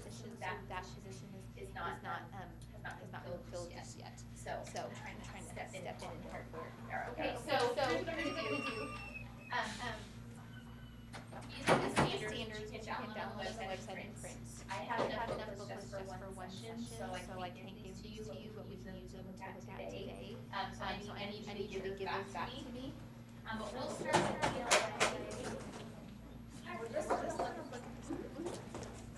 ELA. We all know that everybody loves thinking about pack. Okay, and I will say that my favorite, not my favorite. I do not enjoy analyzing the law, but I guess there is a law that says we're not supposed to use budget for materials that you get online. So I don't know that that will ever. I don't know. We were not allowed to bring this massive. I don't. No, I only come in for one session. Oh, no. You can.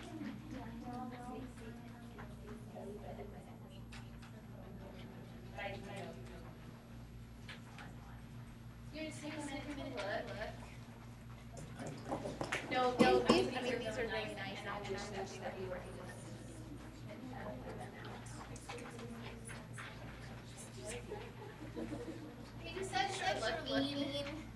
Just a reminder, and or just set them on the table if you have extras. Just a reminder that the responsibility of the standards, that is a state responsibility. Your curriculum is your district responsibility. But the standards are written so that you have freedom as a teacher to teach the way that you want to teach, the way that fits your classroom best. We already mentioned is one of the threes. The past skills had overarching standards, but there were skills and there was difficult to maneuver and it was repetitive. So we have cleaned that up. There are 8 overarching standards, but there's supposed to be here. I mean, I feel like here, and much easier to understand. Just briefly. Information again is on the website. So you can get this. I like page 9 and 10. If you can find this page. Each one of these bands is a standard. Standard 1 is listening. Standard 2 reading foundation and reading and writing process. Actually different areas. Standard 2 the foundations of the processes. 3 is critical reading and writing. 4 vocabulary. 5 linguistics research. 7 technical, and eight is independent reading and writing. Since we know that writing supports reading and reading supports writing, each one of those standards has a reading and writing component. The standards are not meant to be a checklist. You're supposed to teach them interact. So you can't really separate speaking and listening necessarily from research. So you're going to be researching, you're going to be talking. So they're supposed to work together. The only exception for me is the standard 2 reading foundations. That's when the list your phonics skills and obviously those have to be taught in a systematic order. The rest of them should be easily integrated. What's been successful for us is I've split our sessions into 8 groups, and I've had each take a standard and just read it over and just talk about, just give us a 30-second overview of what it's about. We've also taken a look at how it starts in pre-K and how it builds grade level. So you'll notice that we started pre-K with the foundation, and then each grade level builds just a little bit more. So may have your that last row split into 2 groups. So I'm just going to come around and I'm going to just assign you all a standard if that works. And just have you read it with your group and talk about what it means. Just give us an overview of the standard. And then we'll have you present and we'll finish up and then we'll try to do some math. So would you guys do standard 1 speaking listening, which is on page 13? We'll have reading foundations. Yeah. What? That was the tantrum. Oh, okay. And then also, those are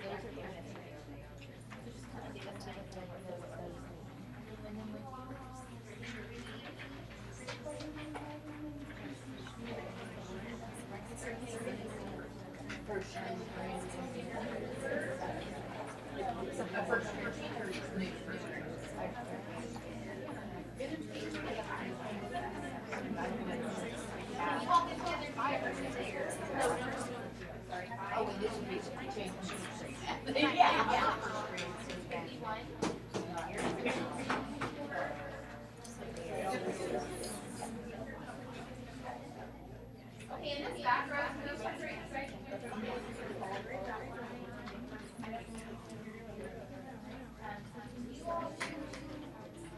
Oh, it's we didn't watch our shows at Playfield. Mark's on now with the. Can you all back here at number 8?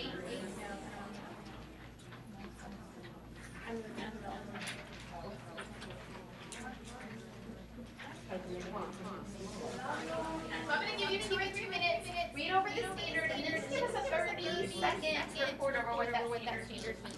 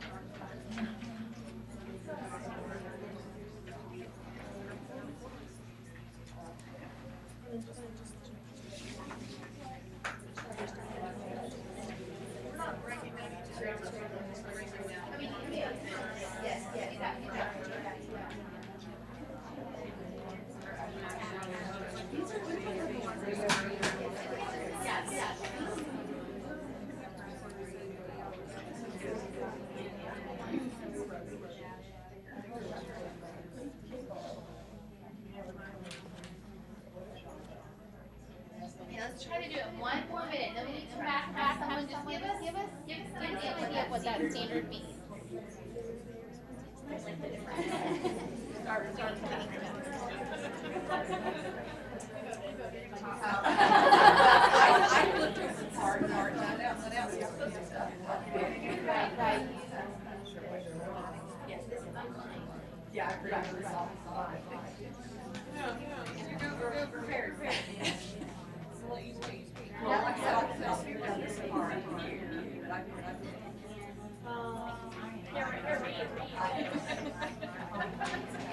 Okay, let's go ahead and come back together. And I'm just gonna have each of you give us a 30-second overview of what that standard means. So, standard 1 starts on page 13, and that is speaking and listening, so your oral language skills. So, if you all were to put it in your own words, what would you say about speaking and listening? That's what we don't know what you want exactly, kind of. Well, go ahead, just kind of in your own words, tell us what it is. Because they're listening. That's okay, go ahead. We're really lost on this.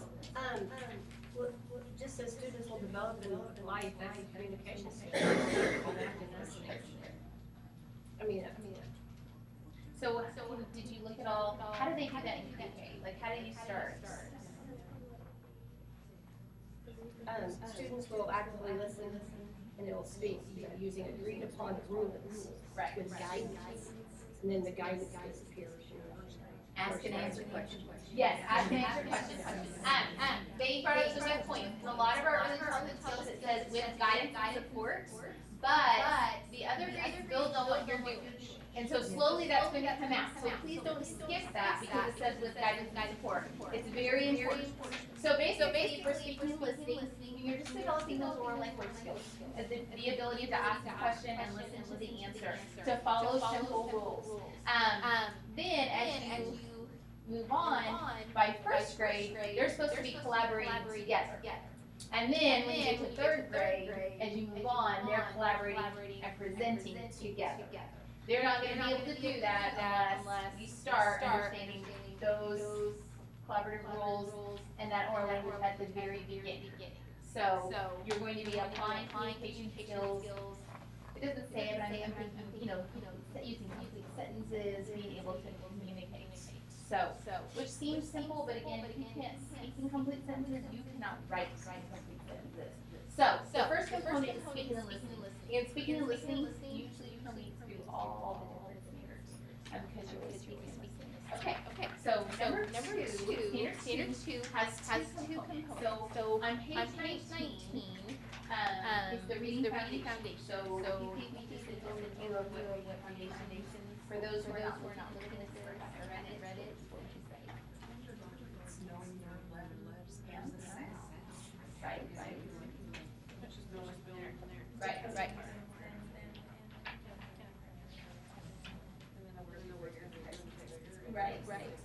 So this is your phonological awareness, concepts, phonics, and word study.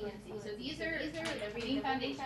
That's your basics. The phonic sounds, the sight words in the CC concepts. I did want to mention on reading foundations, if you look, for most of them, I think with the exception of the phonics, most of them end after the early childhood years.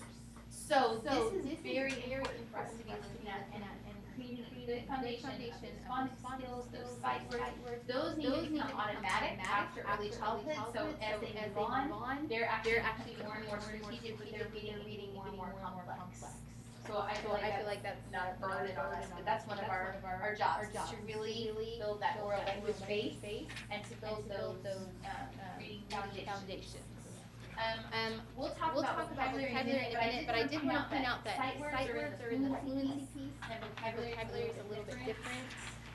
So then the other part is the reading and writing process. Have to look at page 7.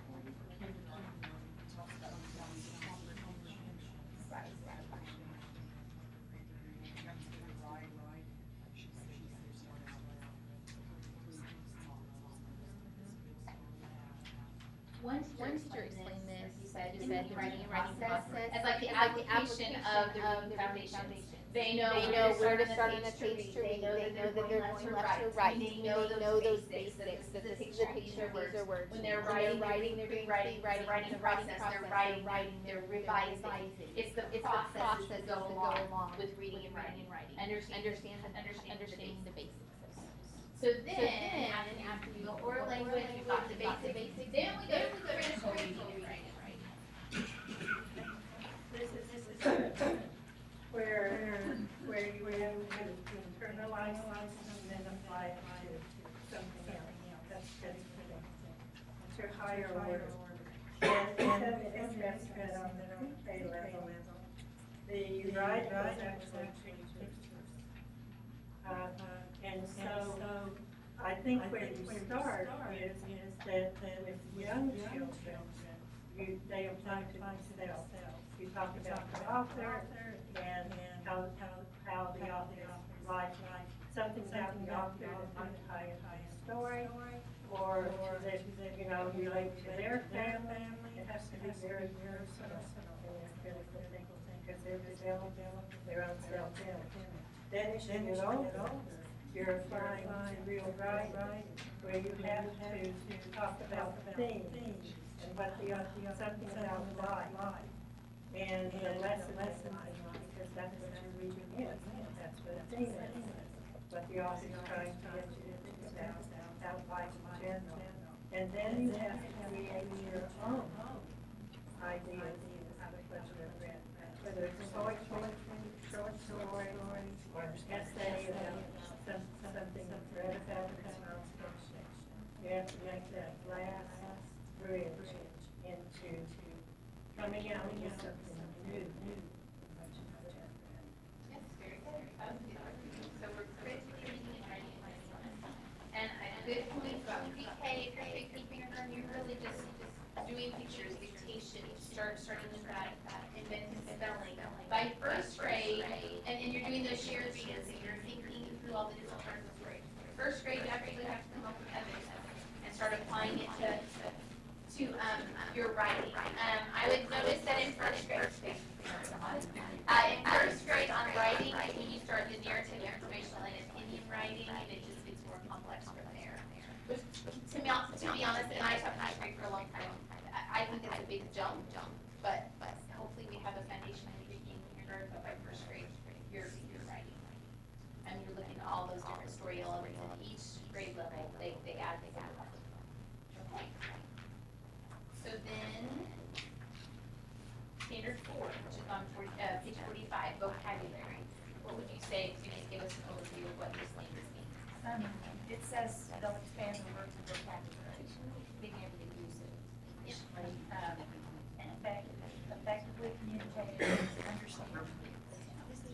Right. So, Communicate and understand, right. yes, so those three things, I think, communicate, have a working vocabulary, effectively communicate and understand text. In kindergarten, it's limited, and if I understand it, I don't think they actually do writing.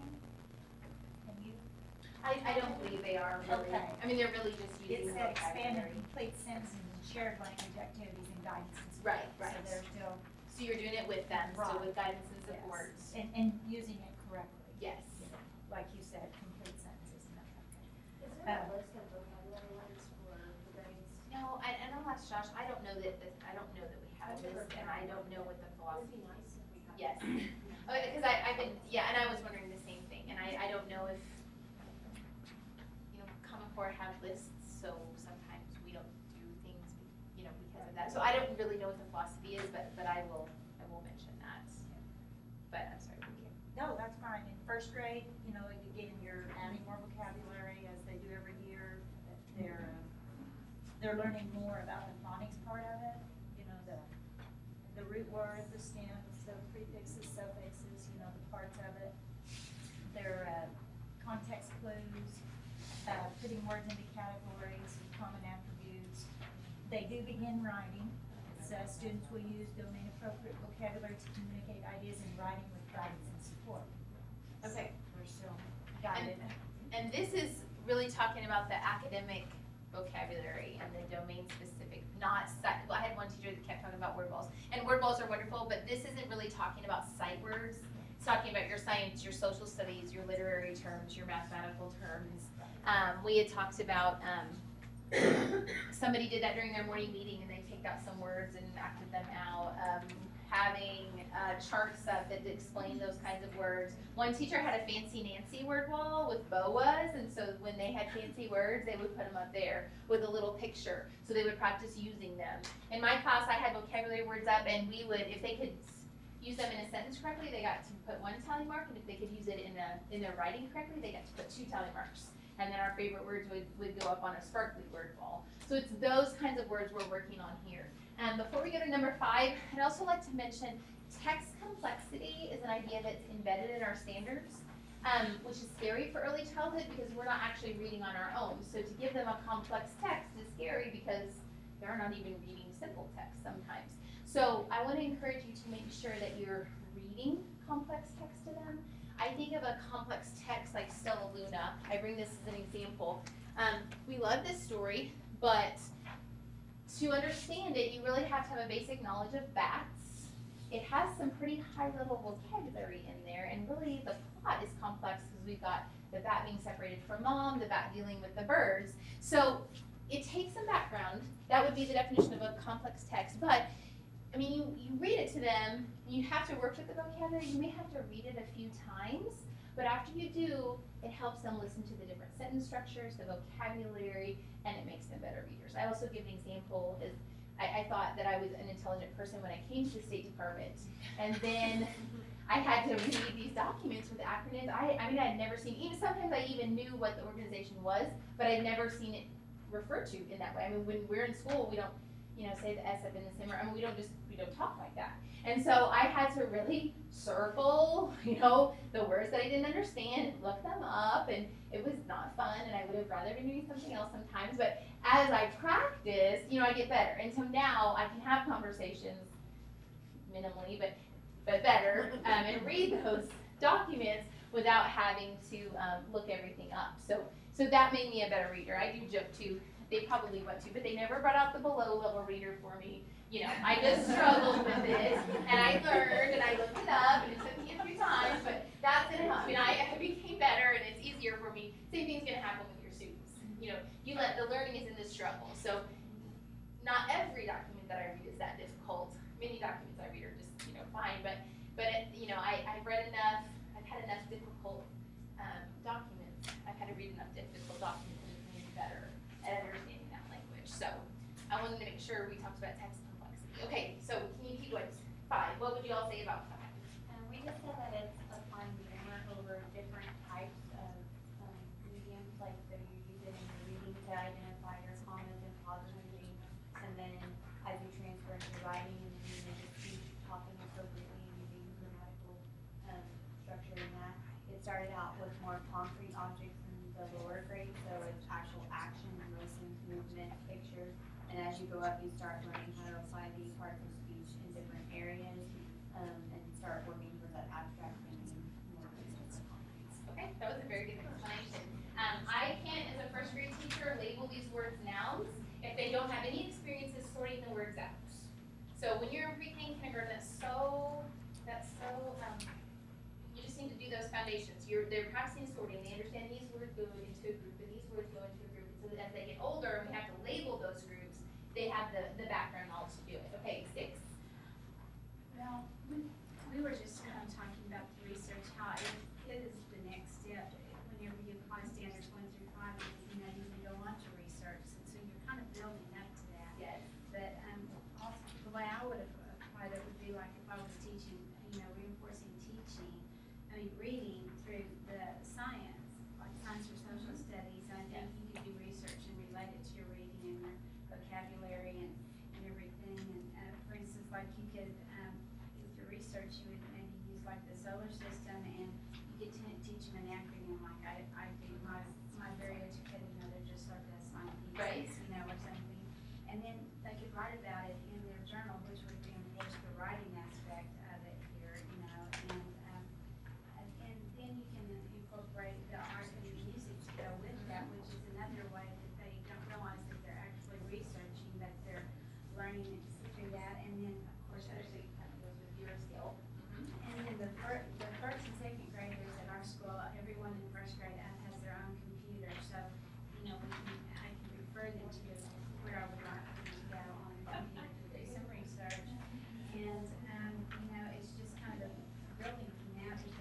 they can evaluate and have evidence.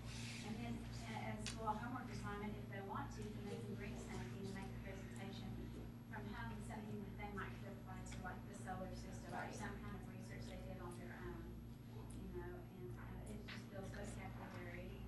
Okay, those are great ideas. In the framework writer, the pre-K lesson has to do with taking pictures of school workers and talking with their little ones about if I need a Band-Aid, where do I go? I mean, really, that's the basis of research. I ask the question, I figure out where to go to get the answer. You may have charts, solar systems.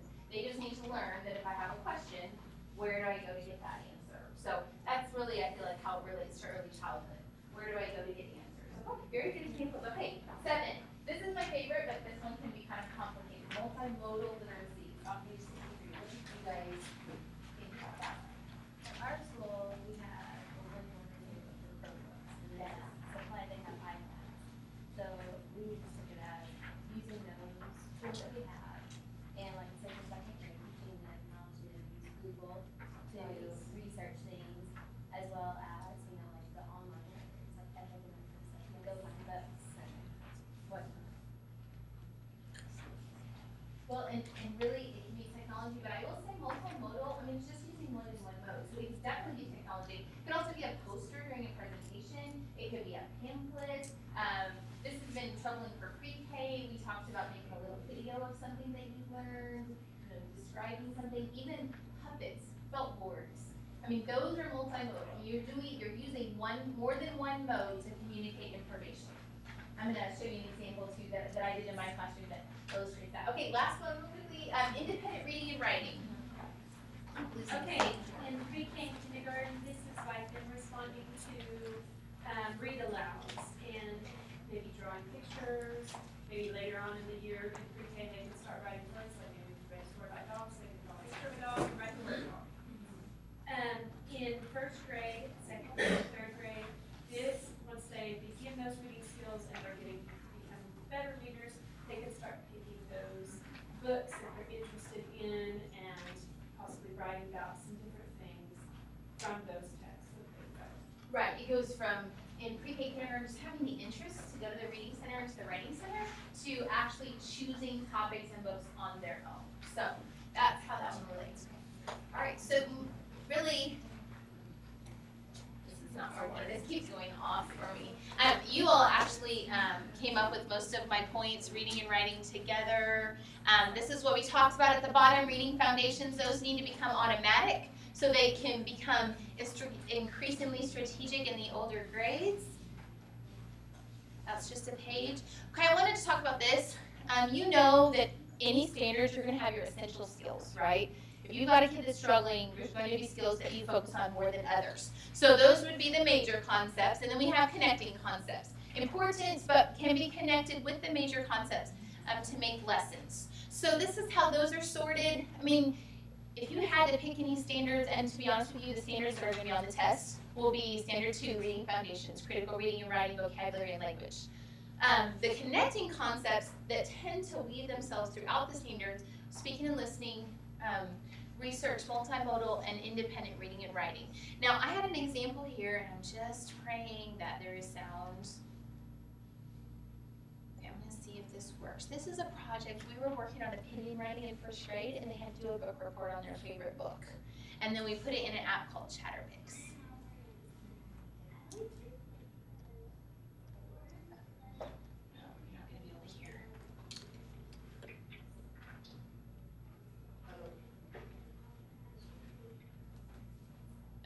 So sorry, I can't get it.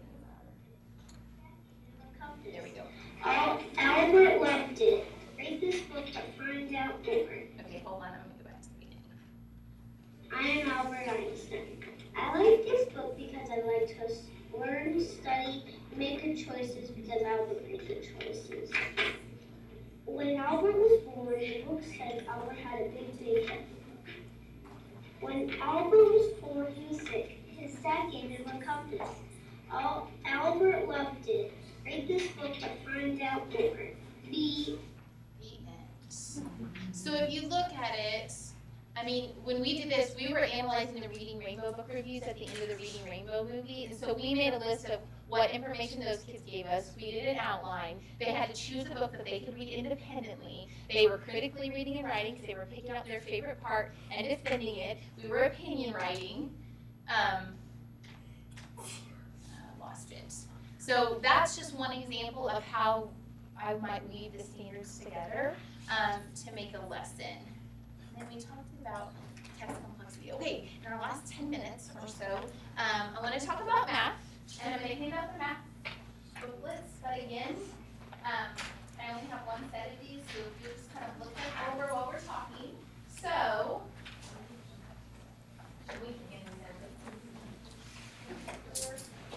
so while we're getting these out, tell me about why we love reading.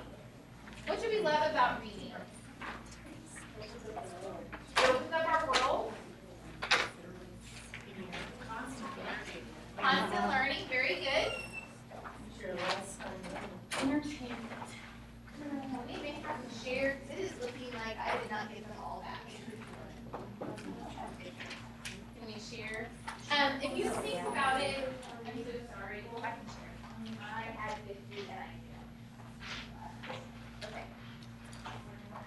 If we think about it for reading, it's about the experiences. It's about the process. I picked these books. Very Hairy Caterpillar was one of my favorites as a kid.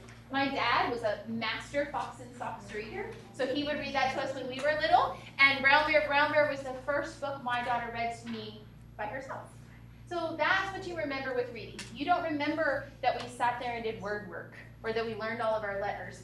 This is why you do that. Now, that's easy to understand in reading, but not always easy to understand in math. And the math standards, although I don't think there's huge differences in the math skills. The difference in math for these standards is that you're teaching them an integrated process, just like you would do with reading.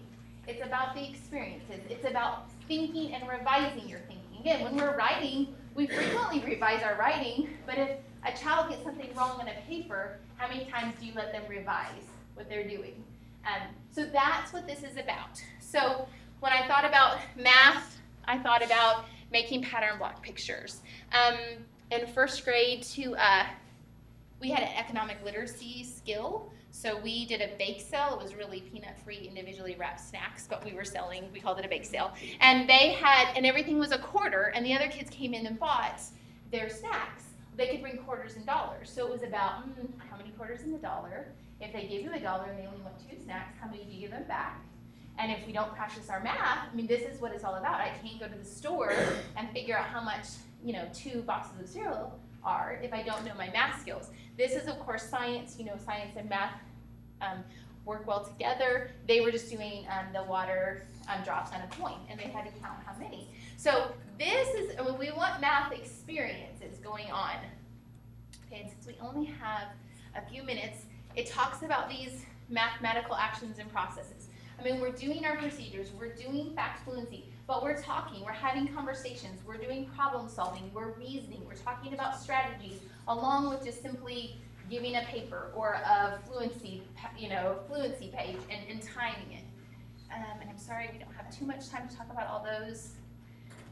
Guiding principles. Excellence in mathematics requires equity. I don't know if you're doing guided math, but trying to do some kind of math rotations where we're working with all students, making sure that they have levels of support, just like we would do with our reading groups. Curiosity, experiences that create enjoyment of mathematics, problem solving, technology. Do you all ever do number talks? Number Talks is a book. You can also find them on Teachers Pay Teachers or Pinterest, which is my go-to. So a number talk was kind of like this. How many dots are up there? 9. How did you see that? How did you figure it out? 5. Anybody else? Anybody do that differently? Okay. Was it, see, now this one I can't see in my brain. Was it 3, 3, and 3? Okay. Anybody see it in a different way? I've had 5, 3, and 1. Okay, right. See, you don't even want to say it because you're like, I'm the weird one. I saw 5, 3, and 1. And again, when you're in reading and you're reading and you mess up, we don't usually worry about it. But when you're in math, you're like, oh, I got the right answer. But it's about strategies. It's about communicating. It's about talking. This, of course, is an example. We want them to sufficiency, which is the automatic, understanding that number automatically without having to count. So you're breaking it down into those pieces. I know that's 9 because I see 5 and 4. I see 5, 3, and 1. I didn't have to count. That's your goal. So this would be an example of a number talk that would be a little higher. Dave bought a box of 24 popsicles. He'd eat 2 every day. How many days would it take for him to run out of them? So you would let your children struggle with that, kind of like you would let them struggle with a complex test, and try to figure it out and try to use your strategies. Then you would have a conversation. How did you figure it out? You know, some would count by 2s, some would be circling. Many of our little ones would draw some kind of picture. And then once you've got those strategies, think about, what if I had 30? So how do I apply those strategies that we talked about to a little more complicated problem? Okay, I'm going to show you a picture, a video, because I don't think I can explain any better, of a kindergarten number talk. So this is a kindergarten teacher talking to her students. She gives them a problem and she lets them think through the problem and talk through it.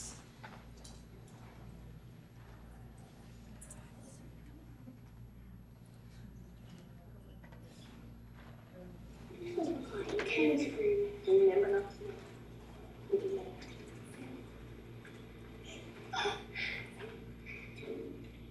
DJ, what did you see? 5. What did you see, Jen? 5. What about you, Alex? 5. What did you see? 5. Did somebody see it in the other one? Alex, how did you see 5? If you add 1 more, that would be right. Right, Christian? If you add the bottom part of it, it would be 10. Oh, if all the bottom was filled in, it would be 10. How'd you know, DJ, it was just 5? You said 5 also? How did you know it's 5? The bottom is not filled in. Okay, what about the top? Yes, they're all filled in. If the top is all filled in, how many is it? 5. It sounds like nobody had to count. Because 5 plus 5 equals 10, but if you minus 5 from 10, you get 5. Okay, because it was just 5. You're not ever going to get that. They heard us say it. They're trying to figure out how do you know that. Just what did you see? 7. I see. 7. What did you see, Arjun? 7. 7. 7. 7. 7. 7. 7. Tell me how you saw 7. Right. Because the top was filled in and 2 more would make 7. So how did you think about that? The top was filled in. And 2 more would make 7. So you knew that was how many? 5. And 2 more makes 7. did you say 5 and 2 is 7, or did you say 5, 6, 7? Yeah. No, 5 and 2. Did you think of it a different way?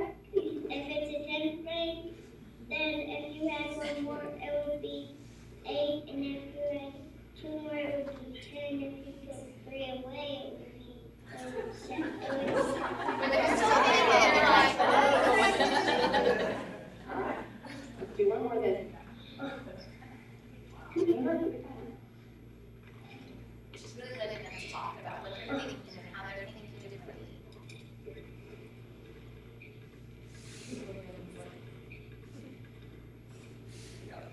Good. 10. Alex, what did you see? What did you see? 9, 6. Oh, I had lots of different numbers that time. Tell me what you were seeing, DJ. Both of those are the same. They are. They look the same, don't they?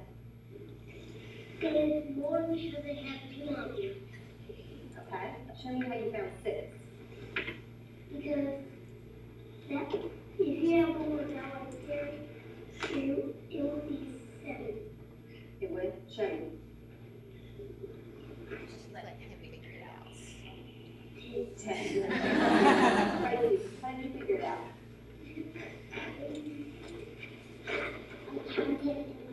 You did? Did you start over here and just count them fast? You did? Did anybody else see it a different way? Brandon, what did you notice? I've seen 5 on that for a long time, so I knew it was 5 made 10. Okay, so you recognized that that was 5. Where have you seen that that's 5? How do you know that that's 5? Because I've played lots of games before at my house, What kind of games? like Yahtzee games and stuff like that. Okay, so where did you see the dots like this? That make When I 5? get a 5.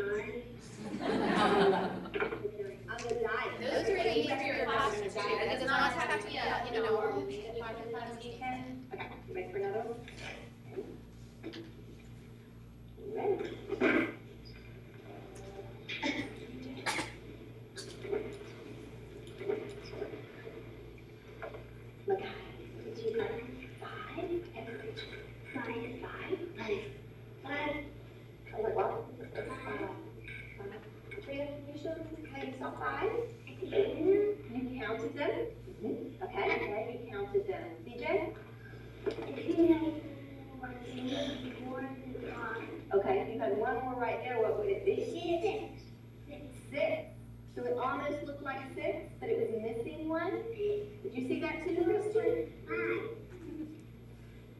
Is 19 more than 7? Yes, you're right. You recognize that. And Matthew, did you recognize that? How did you know? Because I've seen 4 like that on a race.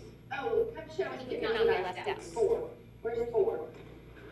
Right there. Oh, okay, go sit down so I can show everybody what you mean. He said he saw this part that looked like 4 on a dice. And then what did you do? So you said 4, And then I put 1 more and that would make 5. and that would make 5. Good job. 4 and 1 more would make 5. Is that what you saw too, Brad? No, if you put 1 in the middle, that means I would know it was 5. Oh, so if you move this dot down here, that would be 5? Okay, that was another good way of looking at that. You moved a dot. You kind of do that in your head, didn't you? Okay. So that was an example of a number talk. So you could see how she was giving them a problem, they had to struggle with it, they had to come up with strategies, and then she let them communicate about what they were doing and talk about and verify their thinking. And there are number talks.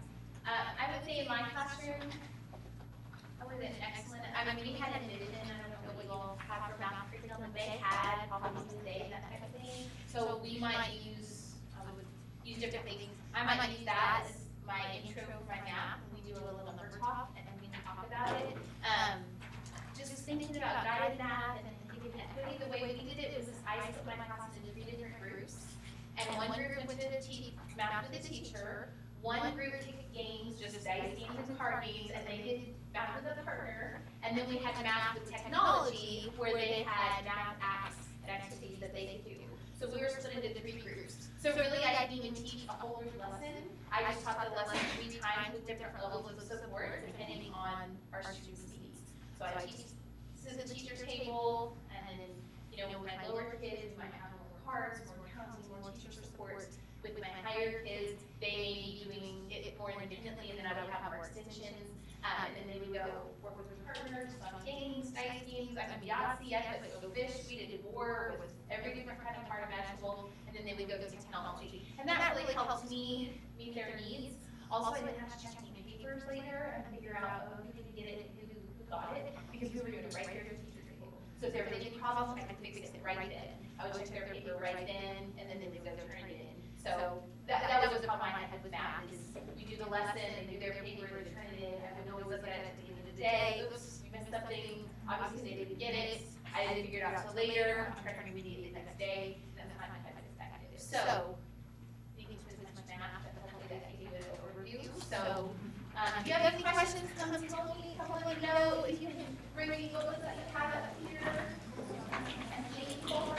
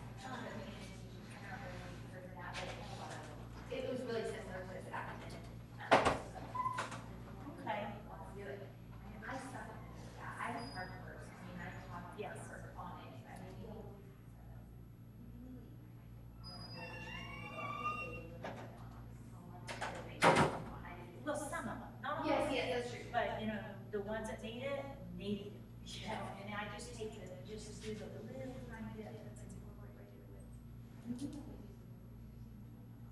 And we had someone that really just speak working with them, write sentences with them, and then I would try to get like reading groups on my RTI, or but it is, lots of groups and lots of interventions and large classes. Yep. I know that is a struggle. I wish I had better